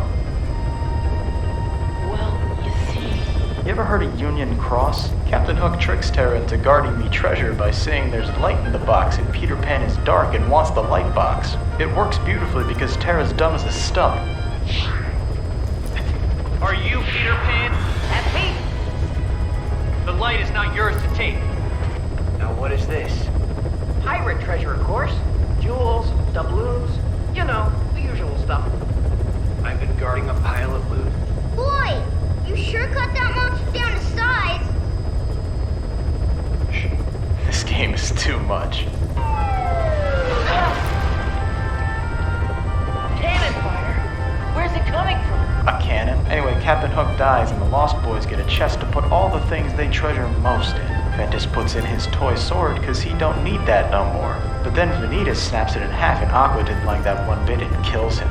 But not really though. Ventus gets to Yen Sid Tower by accident. It meets everyone's favorite two half-pints. It's there that they figure out that the rat's in danger. Meanwhile, Terra gets to Destiny Islands by accident. There he sees baby Sora and Riku, and he bequeaths the Keyblade to Riku for no reason at all. Meanwhile, I got sucked into writing this shitty script by accident. Ventus finds Mickey unconscious on the floor, but waiting for him there is Xehanort. I guess he beat up the mouse. They lock eyes for a second, but then Ventus gets a headache and he starts to remember stuff. You see, Xehanort didn't train Ventus just for the sake of making him stronger. Ventus used to have a lot of darkness in him. We've gone over this. It was extracted creating Vanitas, but this wasn't something that was done because he had to. Xehanort's main goal is to unlock Kingdom Hearts. How do you do that? You need the ultimate Keyblade, or at least it's one of the most important ingredients. The others will show themselves soon. How do you make such a key? A union between a heart of pure light and a heart of pure darkness. Xehanort trained Ventus because if he managed to tap into his powers of darkness, this key would be forged. But Ventus couldn't utilize the darkness in his heart, and so Xehanort resorted to creating Vanitas and waiting for Ventus to grow stronger so they could reunite and create the all-powerful Keyblade. No, not the Keyblade, dumbass, the Keyblade. The Greek letter for chi or kai. But we're not gonna pronounce it that way, are we clear? You think these writers don't know what they're doing? Xehanort says flat out that it could be pronounced differently. Key, the most ancient form. Some say kai, but the meaning is the same. But we're gonna pronounce it key. And if you're wondering why, well, the answer is simple. You see, Death Stranding is a game by Kojima Productions released in 2019. It received very mixed reception upon release due to its unique gameplay style. It is a racing game. Anyway, Xehanort sends Ventus off to see Ericus before calling his side hoe, Terra. He tells him that Ventus is gonna try to fight Ericus to learn the truth about his origins. He leaves quickly to catch up. Everything is going extremely according to plan for Xehanort. Ventus goes back home and confronts Ericus on keeping the truth about his origins from him. This triggers a flashback to a conversation between him and Xehanort, where he says he wants the Keyblade Forge to trigger a Keyblade War. There was a war centuries ago, but very little was recorded from it, as not too many people lived to tell the tale. Hence why there are only a handful of people that can use the Keyblade. But one of the few scraps of information was that an all-encompassing light was triggered from it, the likes of which Kingdom Hearts has never seen. This intrigues Xehanort to no end for some reason. He thinks that the ruin that would be caused by another Keyblade War could bring about a wonderful age, a Keyblade Renaissance, if you will. After all, ruin brings creation, does it not? Anyway, back to the present, Ericus says he needs to kill Ventus so that Xehanort cannot have his way. He's about to limit this character design quantity back to 1, but Terra comes in at the last second. Ericus says, well, I guess I gotta kill 2 boys today, and cries about it for a second. But enough of that pussy shit, time to kill someone that I view as my own son. Terra lets loose his inner demons to clash against Ericus's outer demons. He spawns a portal for Ventus to go through, but wait a minute. Why do they even need the fucking space mobiles if they can teleport? Whatever. Terra beats Ericus and they have a little moment. Ericus says maybe he was wrong, and honestly he was just pissed off today and needed to take it out on someone. But before that can end, he's shot by Xehanort. He basically just mocks Terra for being a dumbass and then destroys the place. Terra says, suck my cock, Xehanort. He says they'll meet at the Keyblade Graveyard, where the original Keyblade War was fought. Ventus is told the same thing by Vanitas at Destiny Islands, which is where he is, apparently. Aqua spots Mickey floating around in space and brings him to Yen Sid's. She's given the news about Ericus and told by him to meet the other 2 at the yard. It's finally time to end this shit. Aqua meets up with Terra to ask him if he killed Ericus. He says, yeah, kinda. I didn't land the killing blow, but I did most of the work. We still cool? But before she could say yes, Ventus appears. He gives them the skinny on how he's a tool to create the Keyblade, and tells them to kill him because he doesn't want to be a Keyblade. Uh-oh, bad boy alert. Here comes Xehanort and Vanitas. He gives an evil speech and then they enter armor mode. The battle begins. Terra charges, but oh no, Xehanort did whatever the fuck that was. Vanitas starts writing on Keyblades. I mean, what else are you gonna do with those things? It fucks everyone up, and this fight's already not looking too good. Xehanort's got Ventus and he freezes him. It kinda looks like he's trying to kill Ventus, doesn't he need him? No matter, Aqua catches him. Clouds clear up, revealing the one and only Kingdom Hearts. Terra gets to the top to face off against the 2 alone. Meanwhile, Break comes in to fight Aqua. His eye's a nice shade of Xehanort now. Oh, so this kiddo thinks he's a full-fledged Keyblade wielder. He's got the angry look down. Of all the faces, why do I look at her and see yours? Why is it that you always have to glare at me like that? Shut up! Xehanort sends Vanitas down to kill Aqua and forge the Keyblade. Terra starts letting the darkness take hold and says with gritted teeth, this cock isn't gonna suck itself, Xehanort. Break retreats, because apparently his job was just to buy time. And then Vanitas sticks the fucking landing, knocked her the fuck out. He's gonna finish the job, but the rage in Ventus thawed him. Then he kind of kills him. He says his body is about to perish, so I guess so. He sheds his mask to reveal... You and I will have to join together. Look, I can explain. You see, Breath of the Wild is quite possibly one of the most critically acclaimed games ever, but I don't see the hype too much. In this video essay, he pins Ventus down with Unversed, because remember, he controls them. And then to complete the union, he just enters Ventus. Terra beats up Xehanort, and he collapses on the ground, but looks like it's too late. The Keyblade fire pillar is already happening. Now Xehanort only has one thing left to do. He pierces his heart with his Keyblade, and by that I mean it starts floating around in him. What a budget. His heart is extracted and his motives are all but clear now. He's going to take Terra's body. I swore I would survive, and be there to see what awaited beyond the Keyblade War. And now it is your darkness that shall be the ark that sustains me!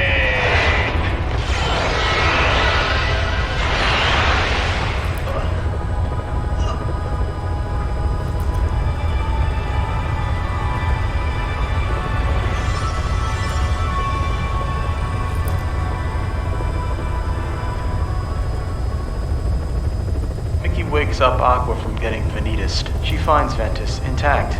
Looks like everything's gonna be okay. But hold on, what's that giant fucking Keyblade he's holding? Could it be the Keyblade? It's Ventus. He's assumed control of Ventus's body and now has the Keyblade. Ruh-roh, he's got 2 voice actors voicing him, Vegito style. It sucks that they're not very good at it. They're going really slow.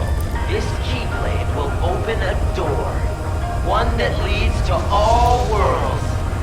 Then, Keyblade-bearing warriors will flock here from each and every one of them to battle for the light within Kingdom Hearts. And just like the legend says, the Keyblade War will begin. Shut up! I'm sick of your nonsense. My thoughts exactly, Aqua. Meanwhile...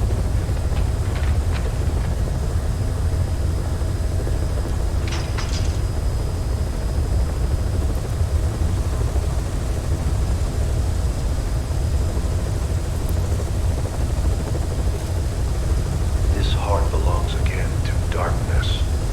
All worlds begin in darkness and also end.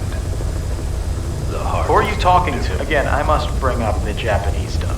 It's just better. What can I say? None of the bullshit is in here. Here, look. 心は闇に帰った。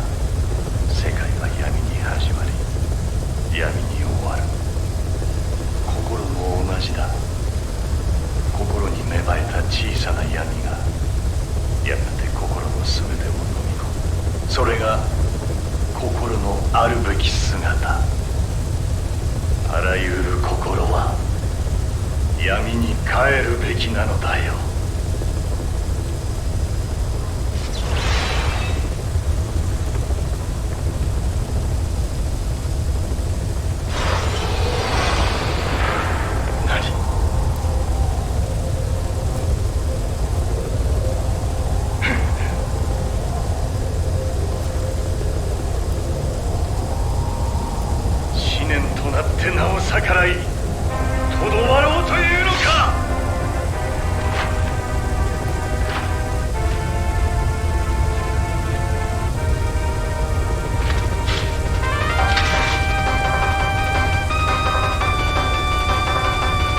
Ventus is trapped in his own heart with Ventus.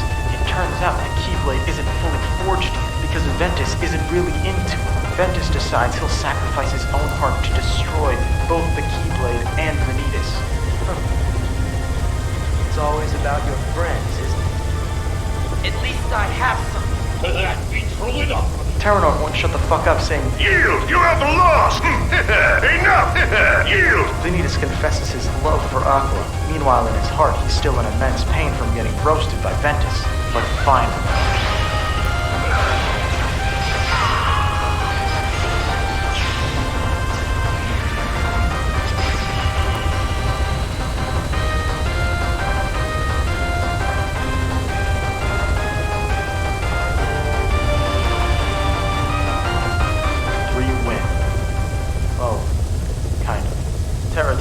body back, and Ventus is now in a comatose state due to his little battle. But at the very least, the Keyblade was destroyed, Ventus is dead, and Terranor got his ass beat. The lingering will sprouts its cape for winter, goes to bed, ready to take on the next chump who comes by. The infamous Keyblade explosion sends Terranor flying to parts unknown. The clouds cover up Kingdom Hearts once again. His plans have failed. We won. Now, before we move on to the epilogue where it is revealed that we did not win, let's talk about some of the post-game content that this game has to offer. Mainly, the Mirage Arena. Okay, that's not really post-game, but there's a lot of bosses in this. A lot are just big unversed, but there are some unique ones here as well. First, there's Monstro from Pinocchio. Interesting choice. Then there's Ericus's armor. And finally, Nohart, Xehanort's armor. Did you know? If you remove the X in Xehanort's name, it's actually an anagram for Nohart. It's like he's a nobody, but he's not. He's not a nobody. That would be Xemnas. Xehanort's nobody. Xemnas, don't. It's just a coincidence. Then there's the regular super bosses, starting with Ventus Remnant, who only has 1 health bar. That means he's easy. And finally, the plot-relevant one, the Xemnas and lingering will of this game, the mysterious figure. Did you know?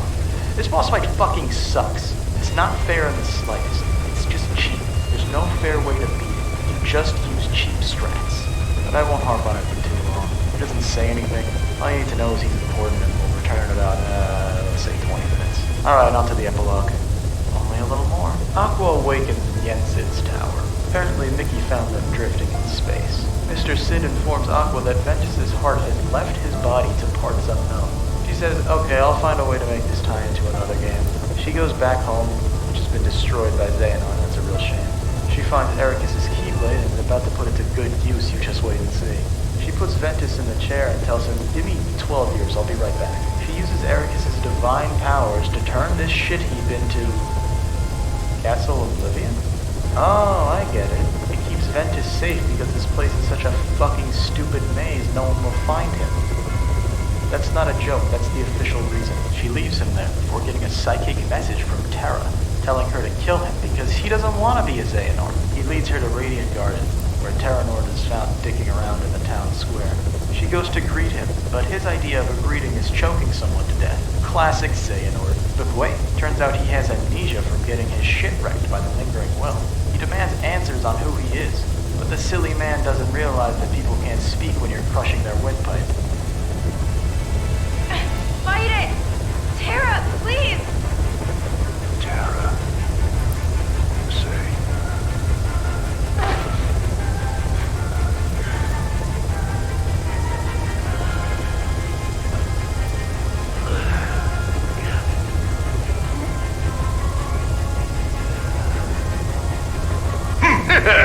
Enough! Looks like Xehanort's back, and the true final boss can begin.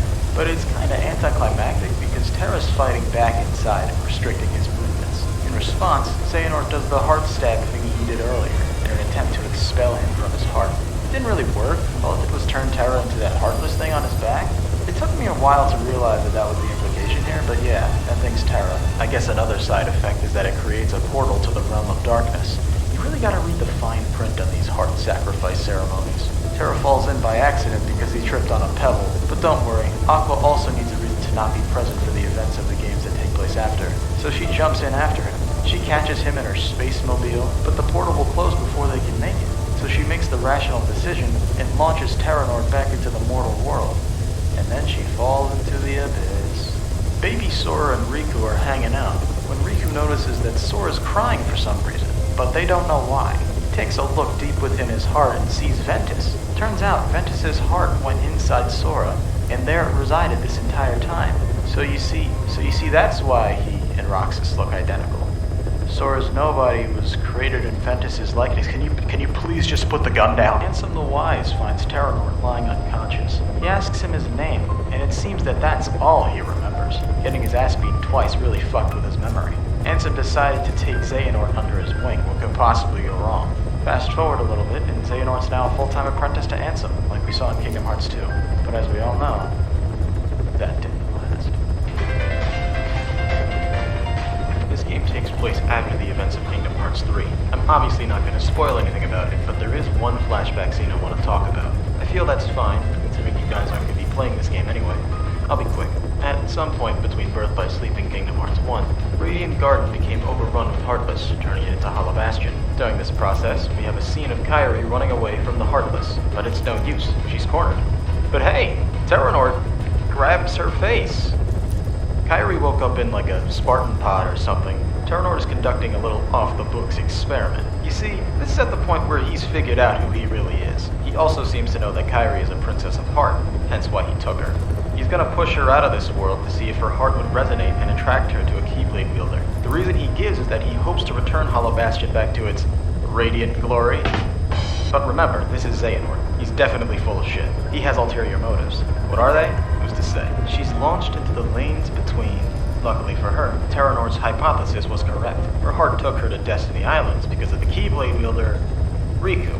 Yeah, one little thing I need to explain. Sora wasn't born with the ability to use a Keyblade. Terra bequeathed the Keyblade on Riku, but during the Little Island incident, Riku showed that he wasn't really worthy of using it, so the Keyblade chose a more worthy wielder, Sora. The concept for the Keyblade choosing its owner was completely thrown out the window after the first game, but came back for a second in Birth by Sleep to explain why Sora can use it. But yeah, that's all I had to say there. Everything we've covered so far leads to the prologue to Kingdom Hearts 3, featured on the 2.8 collection. Kingdom Hearts 0.2, Birth by Sleep, a fragmentary passage.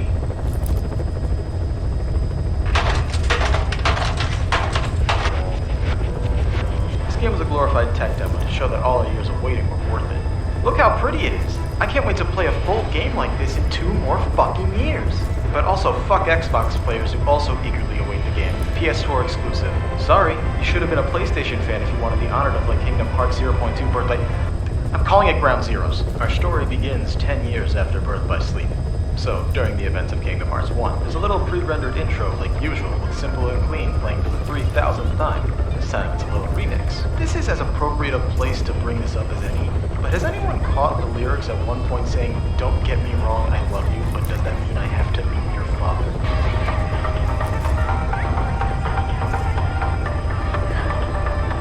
Aqua's walking along the realm of darkness of, Dark World? She sees Cinderella's world in there.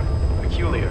Before she can get there, she's ambushed by Heartless. Here we can have a little taste of what's to come with Kingdom Hearts 3's combat. The command menu makes a return. I think that's for the best. The 2 games that the command deck is in, it's been very easily exploitable. Other than that, it sure is cool to look at. The movement is natural, the animations are fluid, the effects are pretty. This combat sure looks good.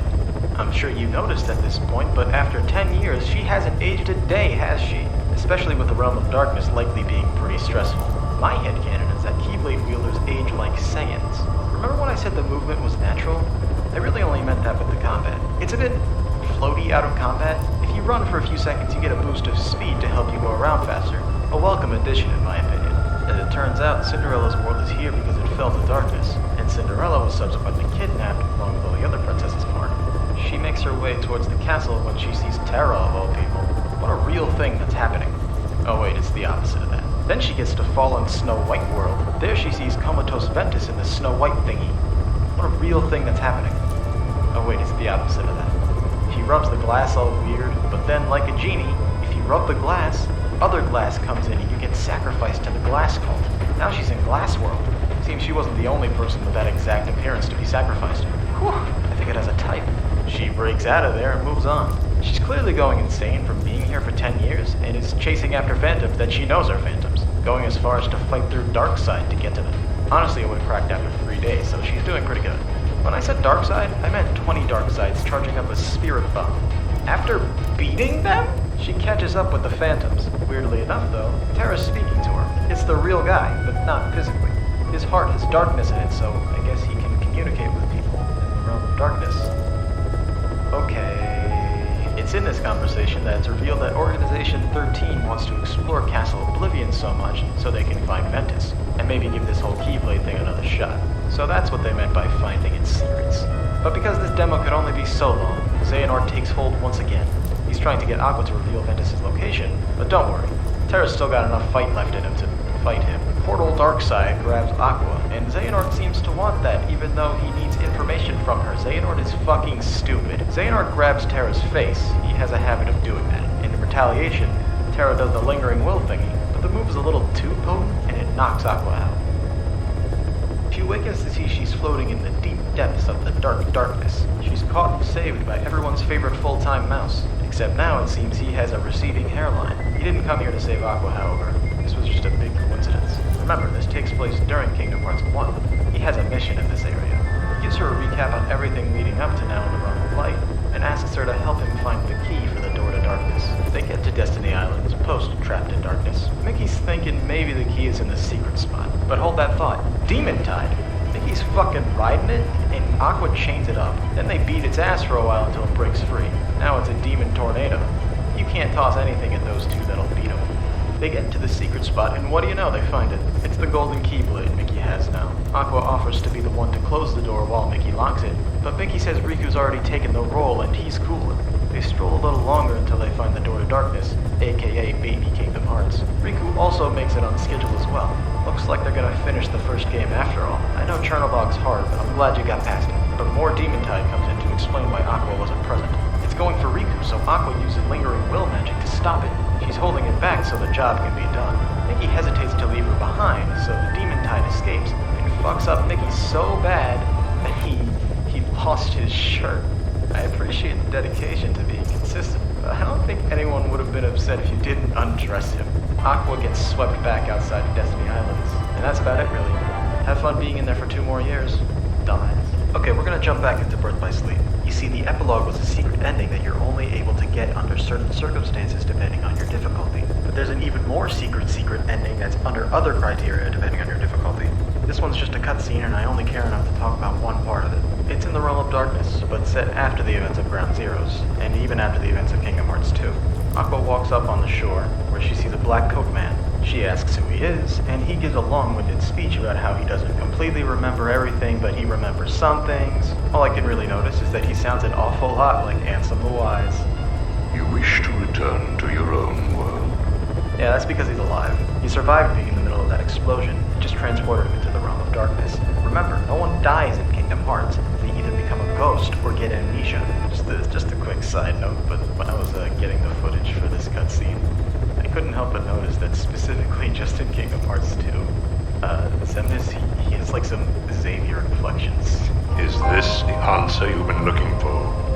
All that and more. He says that he remembers Sora's name and that he was a pretty cool guy. Apparently his name is so powerful that it travels through time. As we see people who aren't even in existence currently saying it now. Why, his name is so cool, it makes Aqua cry. That's it. I bet you're wondering why I even brought this up. This scene doesn't seem too significant. Well, I don't get paid enough to answer that many questions. That's the end of all Birth by Sleep related content. Now for the others. I'm not gonna lie to you. I was very reluctant to do this one. It's the only part of Kingdom Hearts I haven't even bothered to learn the story for. There's one other canon game I haven't played, but it's completely insignificant aside from one very brief conversation in Kingdom Hearts 3. But I'm not gonna waste 15 plus minutes so you understand that conversation. It's just not worth it. This one, however, is important. Not only to Kingdom Hearts 3, but to Kingdom Hearts 4, whenever that comes out. I never wanted to go over this one because it seems so drastically different in tone, but more importantly, boring. But now I guess I'll be finding out if Kingdom Hearts Union Cross and Kingdom Hearts Cross back cover are any good.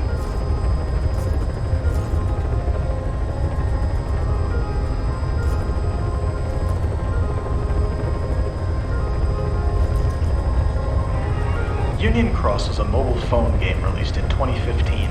The game's original name was Kingdom Hearts Unchained Cross, and more recently, it was renamed again to Kingdom Hearts Union Cross Dark Road. Honestly, I'm going to be mainly talking about Back Cover, a movie released on the 2.8 collection, as it explains most of what we need to know.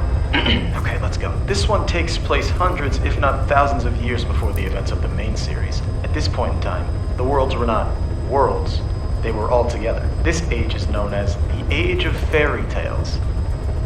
How long is my shift again? Can someone take over for me, please? The story starts in a place known as Daybreak Town, with the Master of Masters, who I'll just be calling the Master so I can save some breath, Lushu, his apprentice, and his other 5 apprentices, the Foretellers, Ira, Ava, Envy, Aced, and Gula. I feel like each of the Foretellers' names were created for the sole purpose of being confusing to people. Like, think about it. All of these names, but the way that they're spelled, could be pronounced wrong. The Master gives them all a book.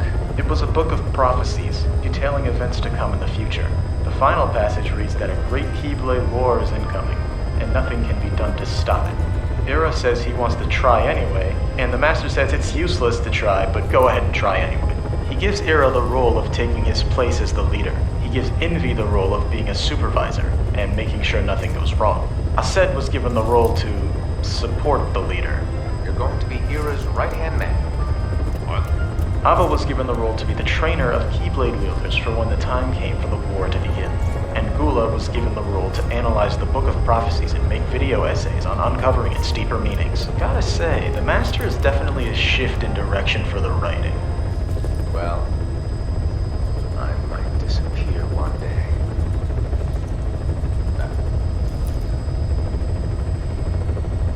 Well, I might disappear. Disappear? Why? Where? This will become sooner if you're listening. It was embarrassing for me. Don't get me wrong, it still isn't good, but I think it's fair to say that it tops most other characters. Take, for instance, Xehanort. He stands around and explains his grand plans directly to you. No subtlety, unless you want to count tricking the world's dumbest man into being his new vessel as subtle. But with this guy, he keeps his cards close at hand. I can't at all tell what his goals are. He Is he a bad guy, a wild card, or something else? I don't know. It's classic Kingdom Hearts to make sure you have more questions than answers by the end of every game. But if the series wasn't oversaturated with that shit, then his secrecy would be fine by me. The Master gives the foretellers a dumbass cat. It's not a cat, actually. It's called a Chirithy. He says every Keyblade wielder will get one. If said Keyblade wielder succumbs to the darkness, their Chirithy will also become dark and turn into a nightmare. It's a clear indication to everyone of who's a bad guy and who isn't. But there's a catch. Apparently, darkness is contagious, so a nightmare can put darkness into the hearts of others around it. So they need to take it out ASAP if they don't want a dark demic on their hands. And then the Master, as well as Luciu, disappear. This is around the point that the events of Union Cross began. Your character is one of the Keyblade wielders that can pick between one of the 5 unions, each led by one of the foretellers. Ava's union is known as the Dandelions. This one's the only union I want to talk about because it has a lot of interesting characters in it. We have Skuld, Strelitzia, Ephemer, and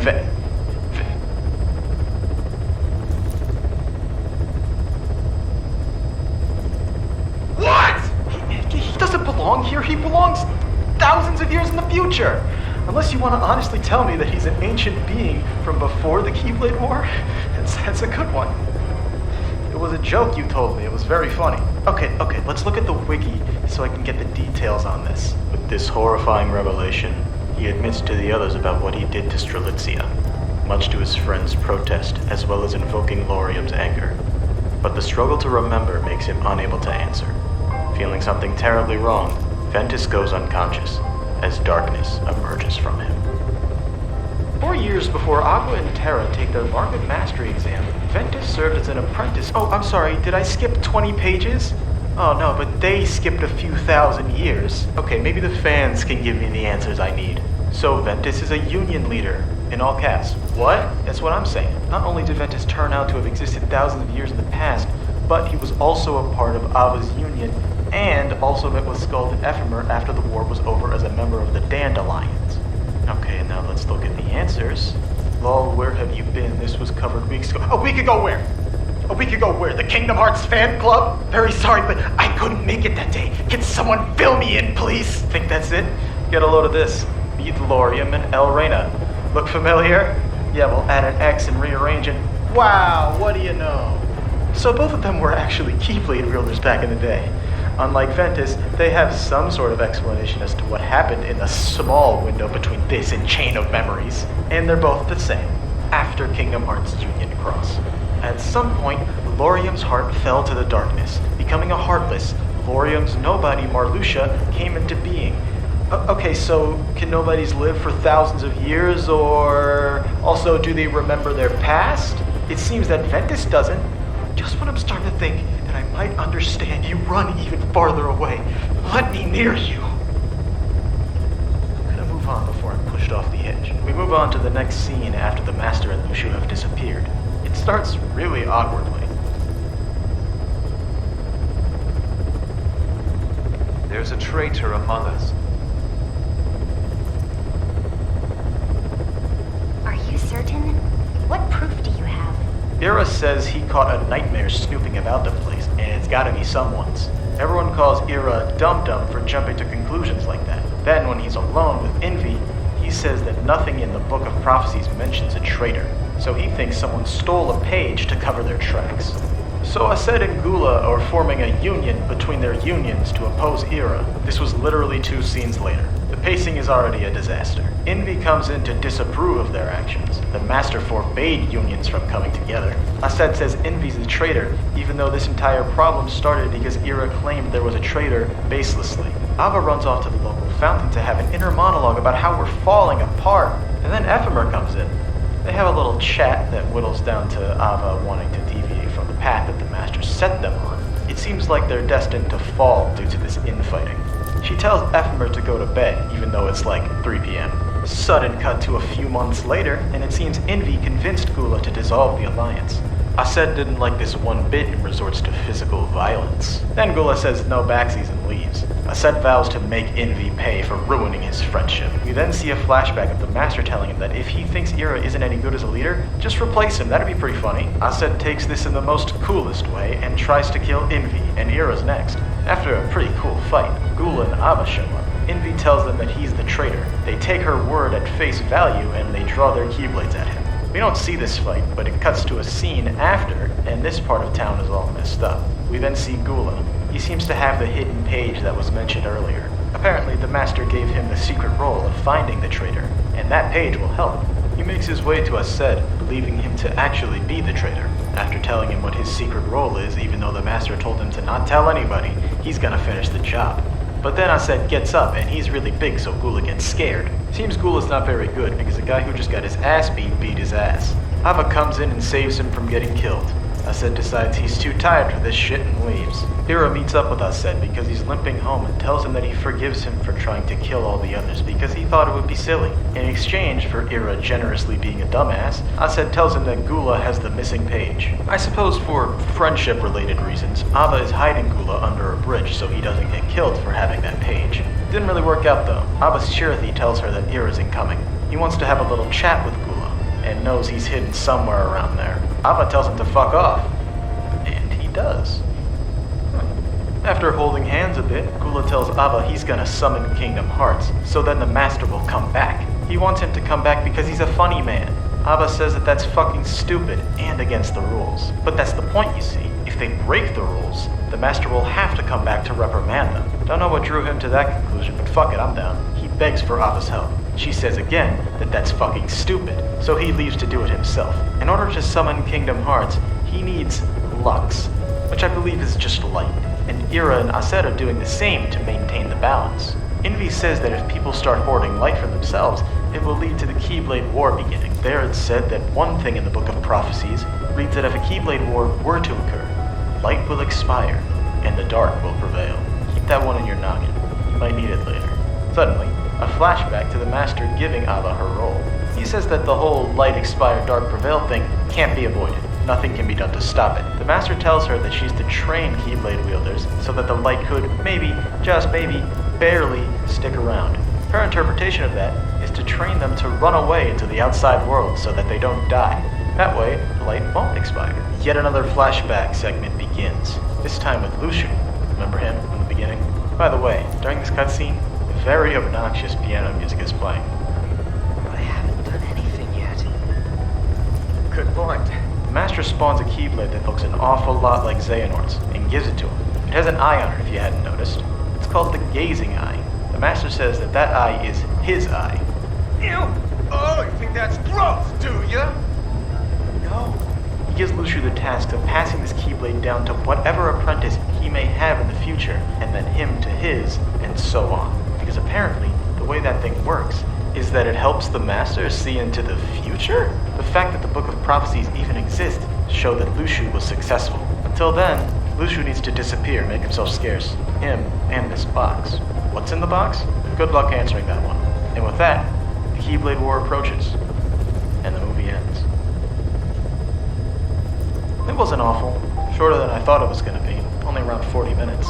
I was thinking this one was going to be as long as the 358/2 movie. I don't have a strong opinion either way.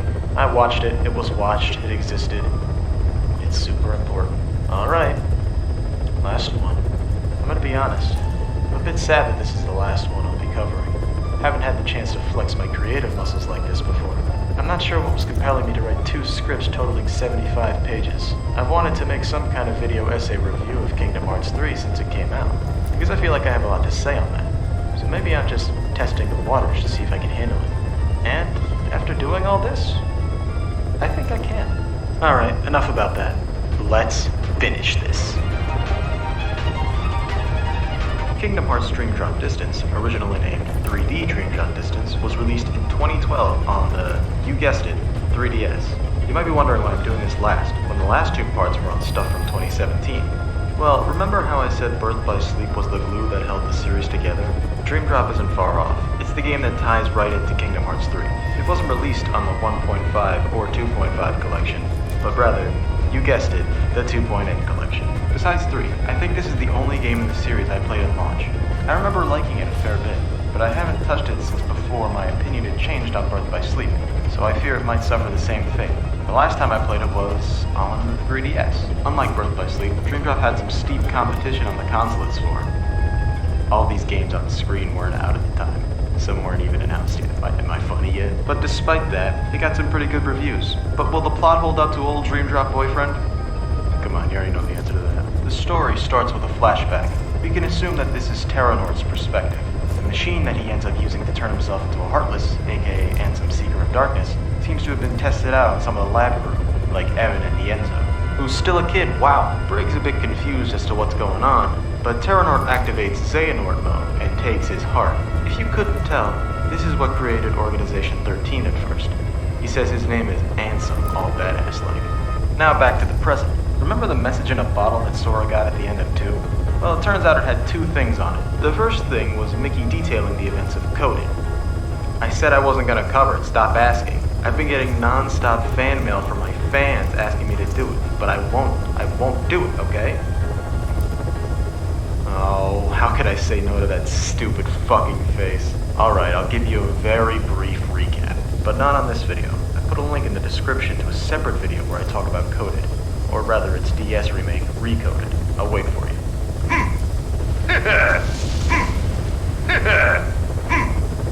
You back?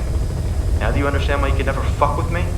Moving on. The second part of that letter is an invitation to their Mark of Mastery exams. Yeah, I guess they never took one of those, did they? I suppose they were too busy saving the worlds twice. They make their way over to Yen Sid's. But such great minds are often plagued by a single great question. He gives Sora and Riku the details of what happened in Birth by Sleep, because that game is out in stores today. After catching his breath from that plot synopsis, he says that even though Xehanort, Ansem, and Xemnas are all out of the picture, it's more like the camera didn't get them in the frame. They'll come back one day. In what form? I don't know, Jenganort. He will very likely have a new plan on forging the Keyblade. You see, by the end of the Keyblade War, the Keyblade was shattered into 20 pieces, 7 pieces of light and 13 of darkness. So apparently the hard way of forging the thing is a clash between 7 warriors of light and 13 of darkness. They don't have to be pure light and pure darkness, but it would be enough to do the trick. To prepare for that day, we need the biggest, toughest Keyblade wielders we can get. So it's time for these 2 Zeros to become heroes. Yen Sid tells them that the way they are now, they ain't shit. Sora justifiably responds saying, have you seen the shit we were capable of in Kingdom Hearts 2? What can Keyblade Masters do? Beat up someone with restricted movements and amnesia? Die? Go fuck yourself, we don't need to be masters, right Riku? Actually, I forgot everything that happened in Chain of Memories, so I still think I'm grappling with the darkness inside, which is pretty ironic considering you were the one who lost his memories and not me. Well, he's not getting the cards this time around, but the command deck comes back, so that's close enough. Sora gives into something worse than darkness. Peer pressure. And says he'll take the test too. It's here that we notice that Haley Joel Osment is barely holding on. And count me in. Put me through the test. Just watch. Me and Riku will pass with flying colors. He gets a better hold of it in Kingdom Hearts 3, but age is definitely affecting his performance. So the test begins, but this time we're not doing that smacking balls pussy shit. Now we're going into the dream realm, where they're to unlock 7 sleeping keyholes, and if you die in there, you die in real life. Their dream test begins with them on the raft. That's cute. But then we see the first enemy of the game, Ursula. Bold choice. They butcher her like the rest and fall into the whirlpool. This separates the two. We go to Sora's perspective and see that he landed in Dream Traverse Town, rocking his younger design, as well as a new red outfit. Did you know? Originally, Sora was supposed to be a furry with a chainsaw. You think I'm fucking joking? He starts calling out for Riku to no avail. Well, kind of no avail. He attracts the attention of The World Ends With You for Nintendo DS, and more recently, Nintendo Switch. Neku specifically. I have not played that game and know none of the characters, so don't expect me to. He tells Sora to follow him and does some weird parkour. Well, you can do that too. It's called flow motion. You can bounce off walls, grind on rails, spin on poles. This comes back in Kingdom Hearts 3, but in a more limited way, which is a good thing, because to compensate for that range of motion, this game makes overly large rooms with nothing in them. He follows Neku around, but are then ambushed by not Heartless, but Dream Eaters. And keeping up, Neku shows that he has a Dream Eater of his own that fights on his side. And you could have one as well. Actually, 2. Did you know? Originally, this game was just going to have Heartless, as you can see in the first trailer here. Or maybe it was just a placeholder for Dream Eaters. Sora continues to follow Neku, but it seems he's been set up.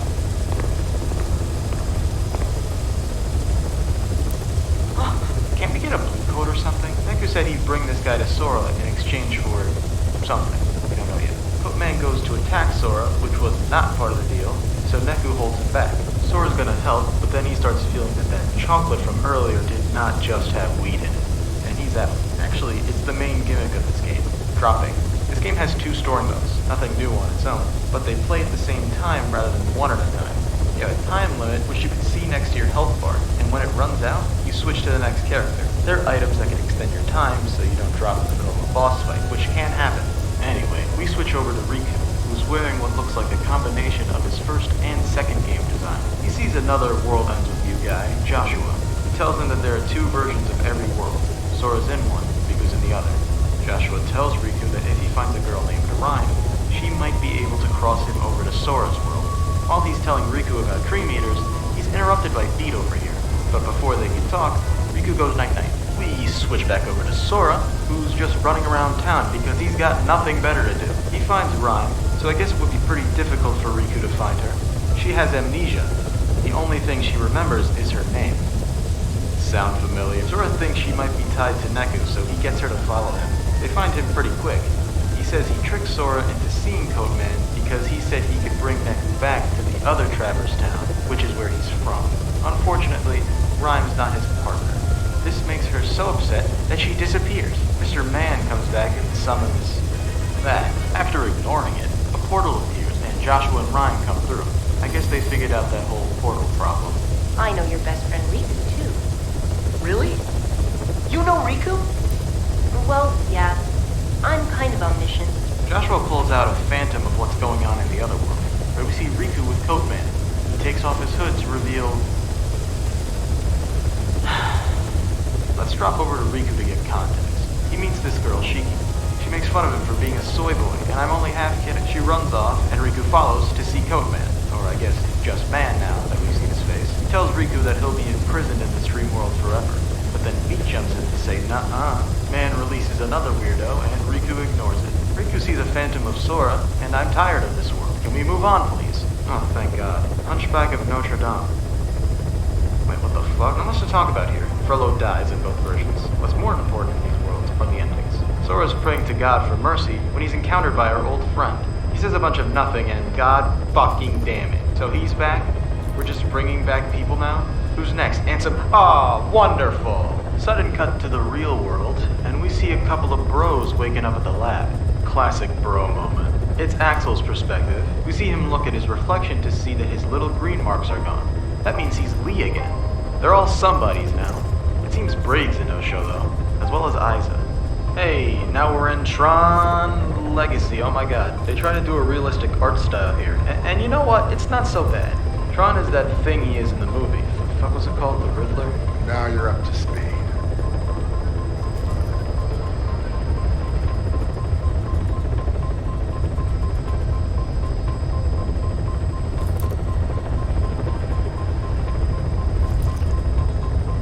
If we're lucky. Our good old pal shows up again, but so does Xemnas. Yay.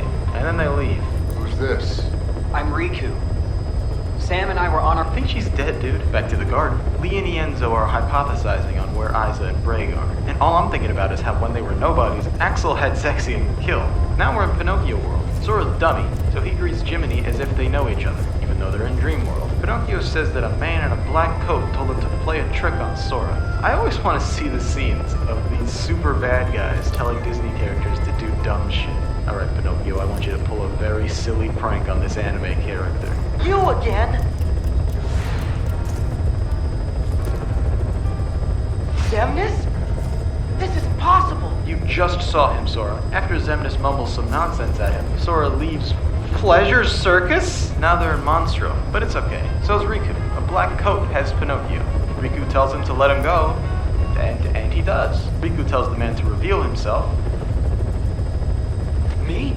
Back in Traverse Town, Sora spots a weird bird witch dream eater thingy, and he shoos it away. Joshua tells the lot that the Dream Eater, who I'm going to refer to as Howard, went off to the Riku version of the world. Apparently, it can summon other Dream Eaters. Riku meets up with Beat and Rhyme to duke it out with Howard, but they just start having a friendly conversation right in front of it. Riku even puts away his Keyblade, and it's very clearly pissing Howard off. This is actually pretty funny. Howard gets fed up and summons his ghouls, and then he just leaves. But Sora's on the other side to make sure he doesn't escape. He escaped. Back at Yen Sid's tower, they get a letter from Maleficent saying she's taken Minnie captive and she's not afraid to shoot. They go back to the castle. Pete's like covering her eyes. She could just like crab walk out of there. They insult Pete a little bit, and Maleficent says she won't let them insult him like that, and she's got grand plans for him, which is oddly sweet. She's holding her ransom for this world. Mickey calls her bluff and demands to know what she's really after. Very perceptive.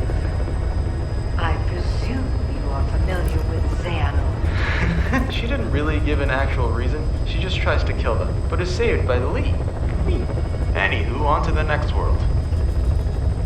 I said, on to the next world. Oh, wait, this is it. 3 Musketeers, huh? Interesting choice.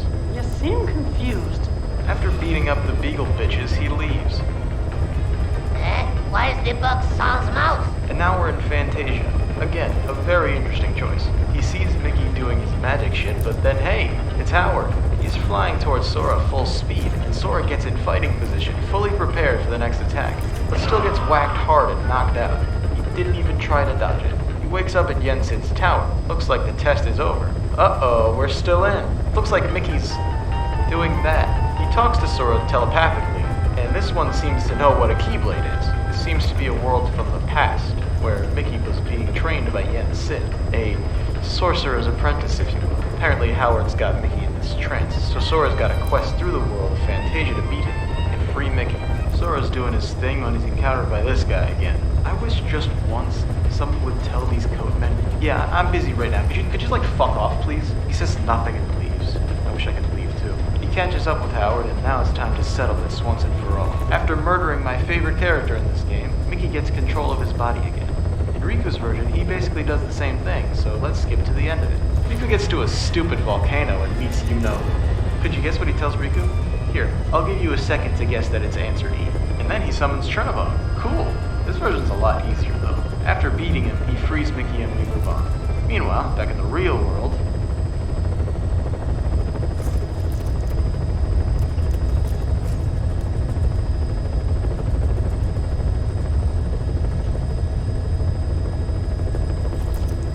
Anyway, next world. That never was. What's this place doing here? Hold up a second. Sora's already sealed the 7 sleeping keyholes. Why isn't he awake yet?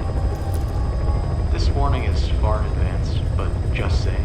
If you have any family you'd like to say goodbye to, now's the time. Anyway, here's Braig, or I guess Zigbar. He's still a nobody? He explained that he was never really taking the test at all. Their gang hijacked the sleepy world and have been guiding him throughout this whole thing without his knowledge. That's ridiculous! It sure is. According to Zigbar, Sora won't be waking up. He'll be stuck there for however long these guys want him there.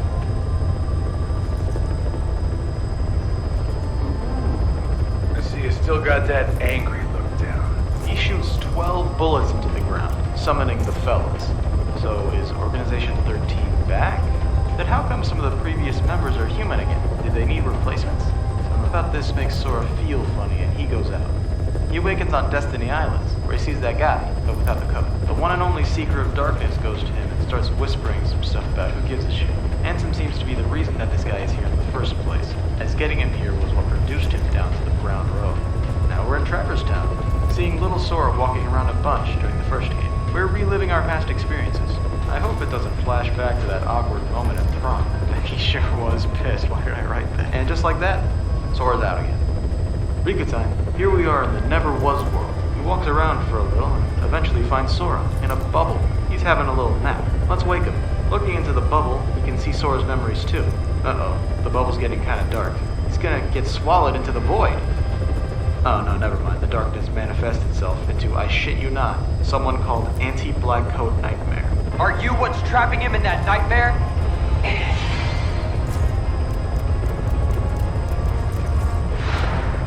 Because if you are, I'm what nightmares fear. Jesus Christ. After getting rid of that one, I have no idea what that even was.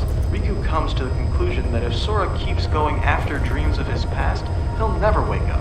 It's a bit of a leap, but one that just so happens to be correct. Ansem comes in and starts taunting Riku, saying Sora's beyond saving.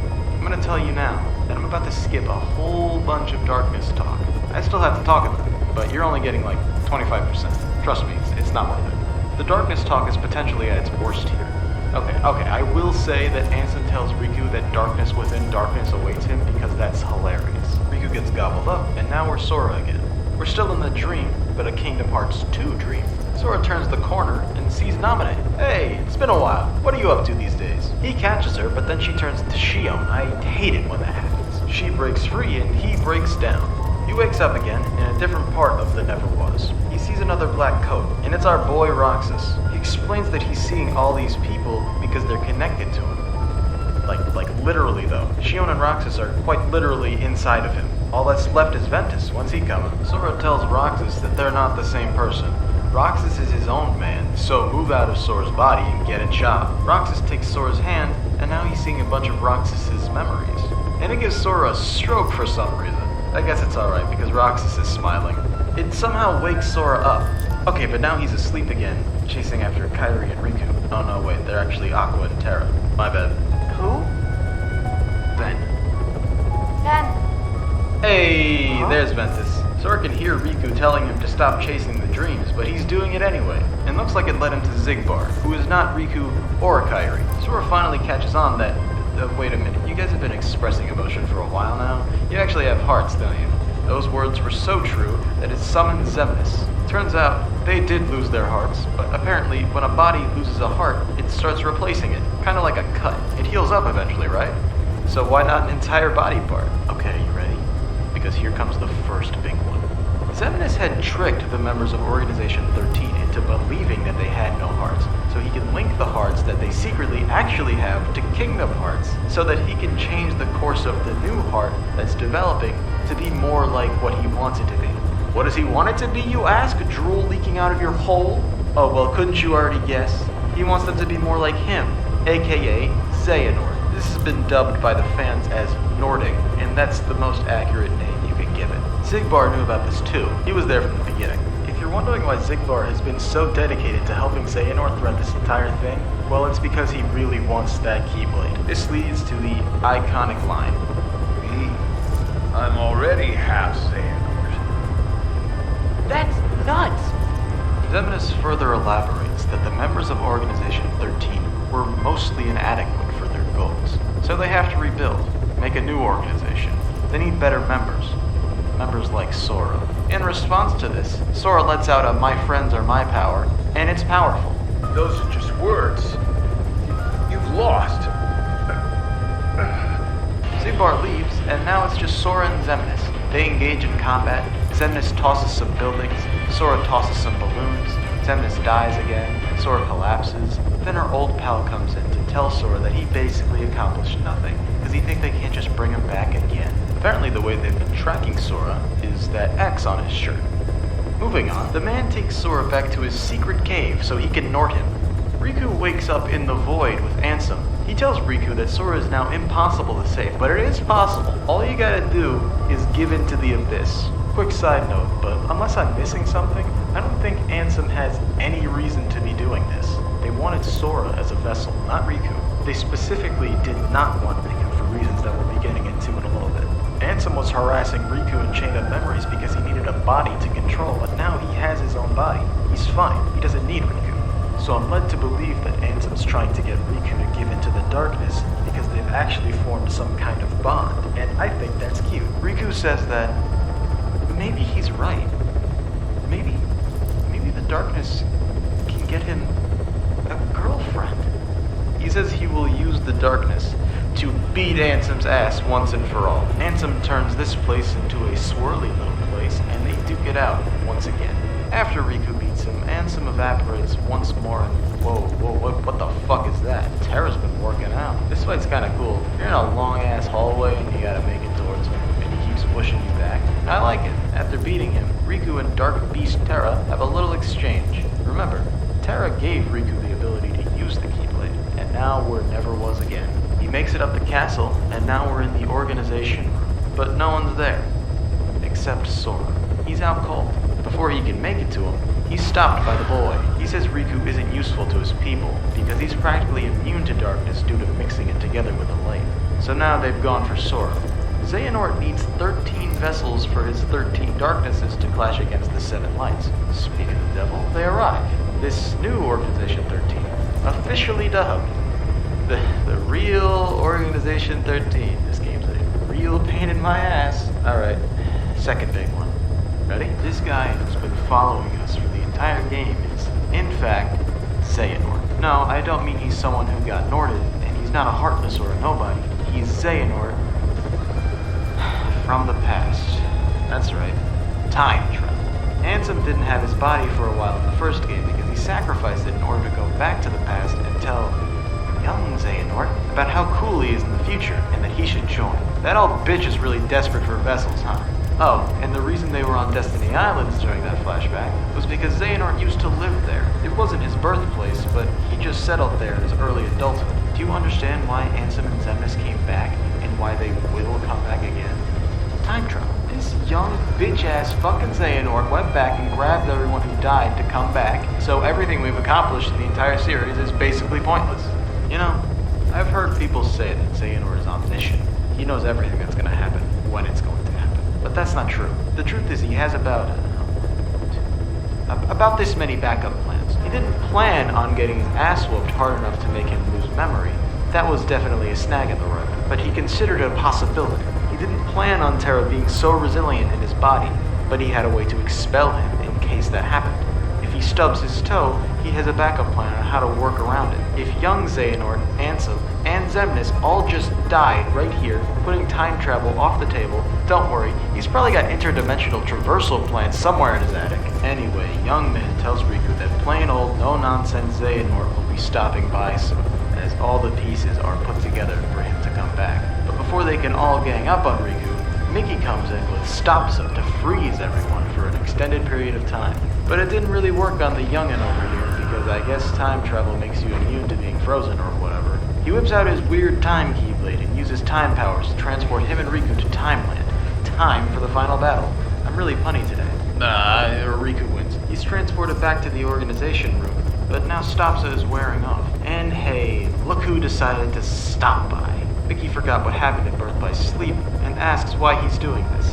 So he gives his explanation again, I don't need to go over it. He says that this is the better way to forge the Keyblade, and the last way was stupid, so forget about it. He calls Sora a dull, ordinary boy, so now it's personal. Mickey says that there aren't even 7 Keyblade wielders to be the Lights. Xehanort acknowledges this. Yes, little king. Perceptive. And even that he's taking one away with Sora. But he's so confident that they'll find all the wielders they need. If not, it doesn't matter, he probably has a backup plan for that. But now, it is time to Nort Sora, which I guess Xehanort can just do with his Keyblade. His high chair gets even higher, and the ceremony has begun. They try to stop it from happening, but they get pinned down by Xehanort 2 and 3. Oh no, he's gonna do it.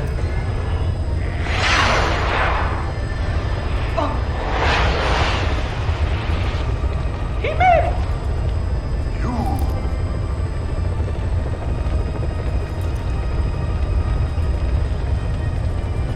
Axel! This is my real hair, okay? The cuck Xavier comes in to save the day. Xyx tries to fight him. Looks like he voluntarily got Norded. Ansem whips out Shadow Terror to keep them from getting away. But don't worry, Donald and Goofy are here too. They bonk him so hard he disappears. And with that, the Nort gang is out of time. Xehanort tells them they will meet at the Keyblade Graveyard when the time is right, so about 7 years. They get back to the real realm and over to Yen Sid's tower. Sora's still out, kinda like Ventus back in the day. But according to Yen Sid, he can be awoken. Someone just needs to dive into his heart and pour some cold water on him in there. Look at his face. Sleeping like nothing's wrong. Like there's nothing to even worry about. He's always been like that. The 3 of us would agree to work on the raft. And then this guy would go take a nap on the beach. You see, he already did this speech. He doesn't even look worried. Whatever we'd be doing together, he'd find a way to slack off.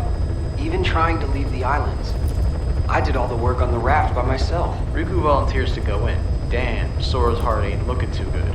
But suddenly it transforms into Traverse Town. Riku walks around for a little while, but finally, he sees the guardian of Sora's heart.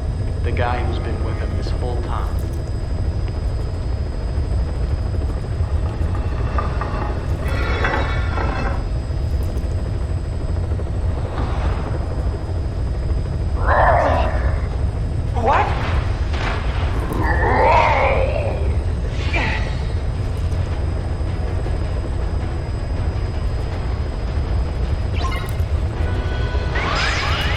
After beating him, Sora reveals himself, but he gets swallowed into his own heart. That sucks. But it's okay.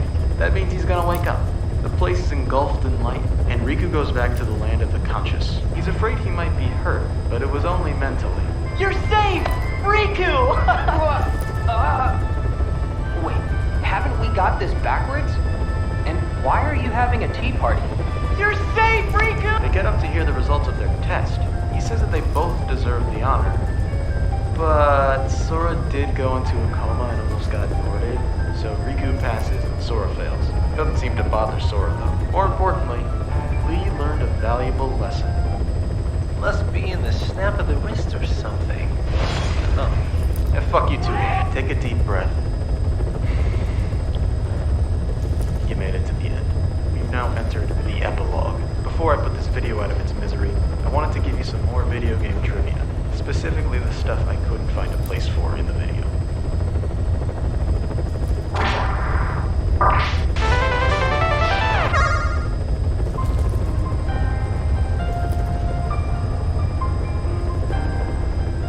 Did you know? In the original Japanese version of Kingdom Hearts 1, Trinabog's fight theme wasn't Night on Bald Mountain, but instead was one of the game's regular boss themes, Squirming Evil.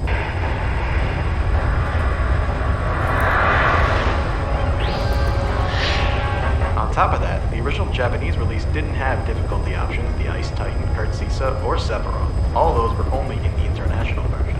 Did you know? Bahamut from Final Fantasy was originally going to be a summon, but was cut. Woody and Buzz were supposed to be summoned in the second game, but were slashed. You're supposed to be able to visit Disney Castle in the first game, but that was destroyed. Other unvisited worlds include a Jungle Book world, and, of all things, a Sword in the Stone world. I hope Kingdom Hearts 4 is a Black Cauldron world. Did you know? During the first cutscene on the 6th day in Kingdom Hearts 2, when Roxas looks out the window, some birds fly by. If you look real close, you can see that for a split second, he turns into Sora, as a little reference to Roxas being a part of it. Did you know? In a recent interview, Nomura stated that there were plans for many more Xehanorts. Among them was an even older Xehanort and one that looks and behaves like Sora, as a sort of yin-yang between the two. Did you know? Yen Sid was actually going to be the only fourth party member of Kingdom Hearts 2. In the world that never was, wielding his bold Keyblade, he was removed because his moveset proved to be too powerful and would tear through both regular enemies and bosses. Did you know? Those last two facts are really fake, but they sounded real, didn't they? Did you know? In the original PSP version of Birth by Sleep, during the cutscene with Aqua, Mickey, and Kairi, if you pause at the right time, two Kairis. During the part where you're escorting Queen Minnie to the Cornerstone of Light, if you hack the game so you can play as Roxas here, strangely enough, he'll have unique voice lines. I'm on it. Ready? This implies he might have been playable for longer than he ended up being. And finally, my last piece of trivia. Did you know? If you look at yourself in the mirror, deep within your own eyes, you'll realize that you still haven't forgiven yourself for what you did 2 years ago. Anyway, let's finish this.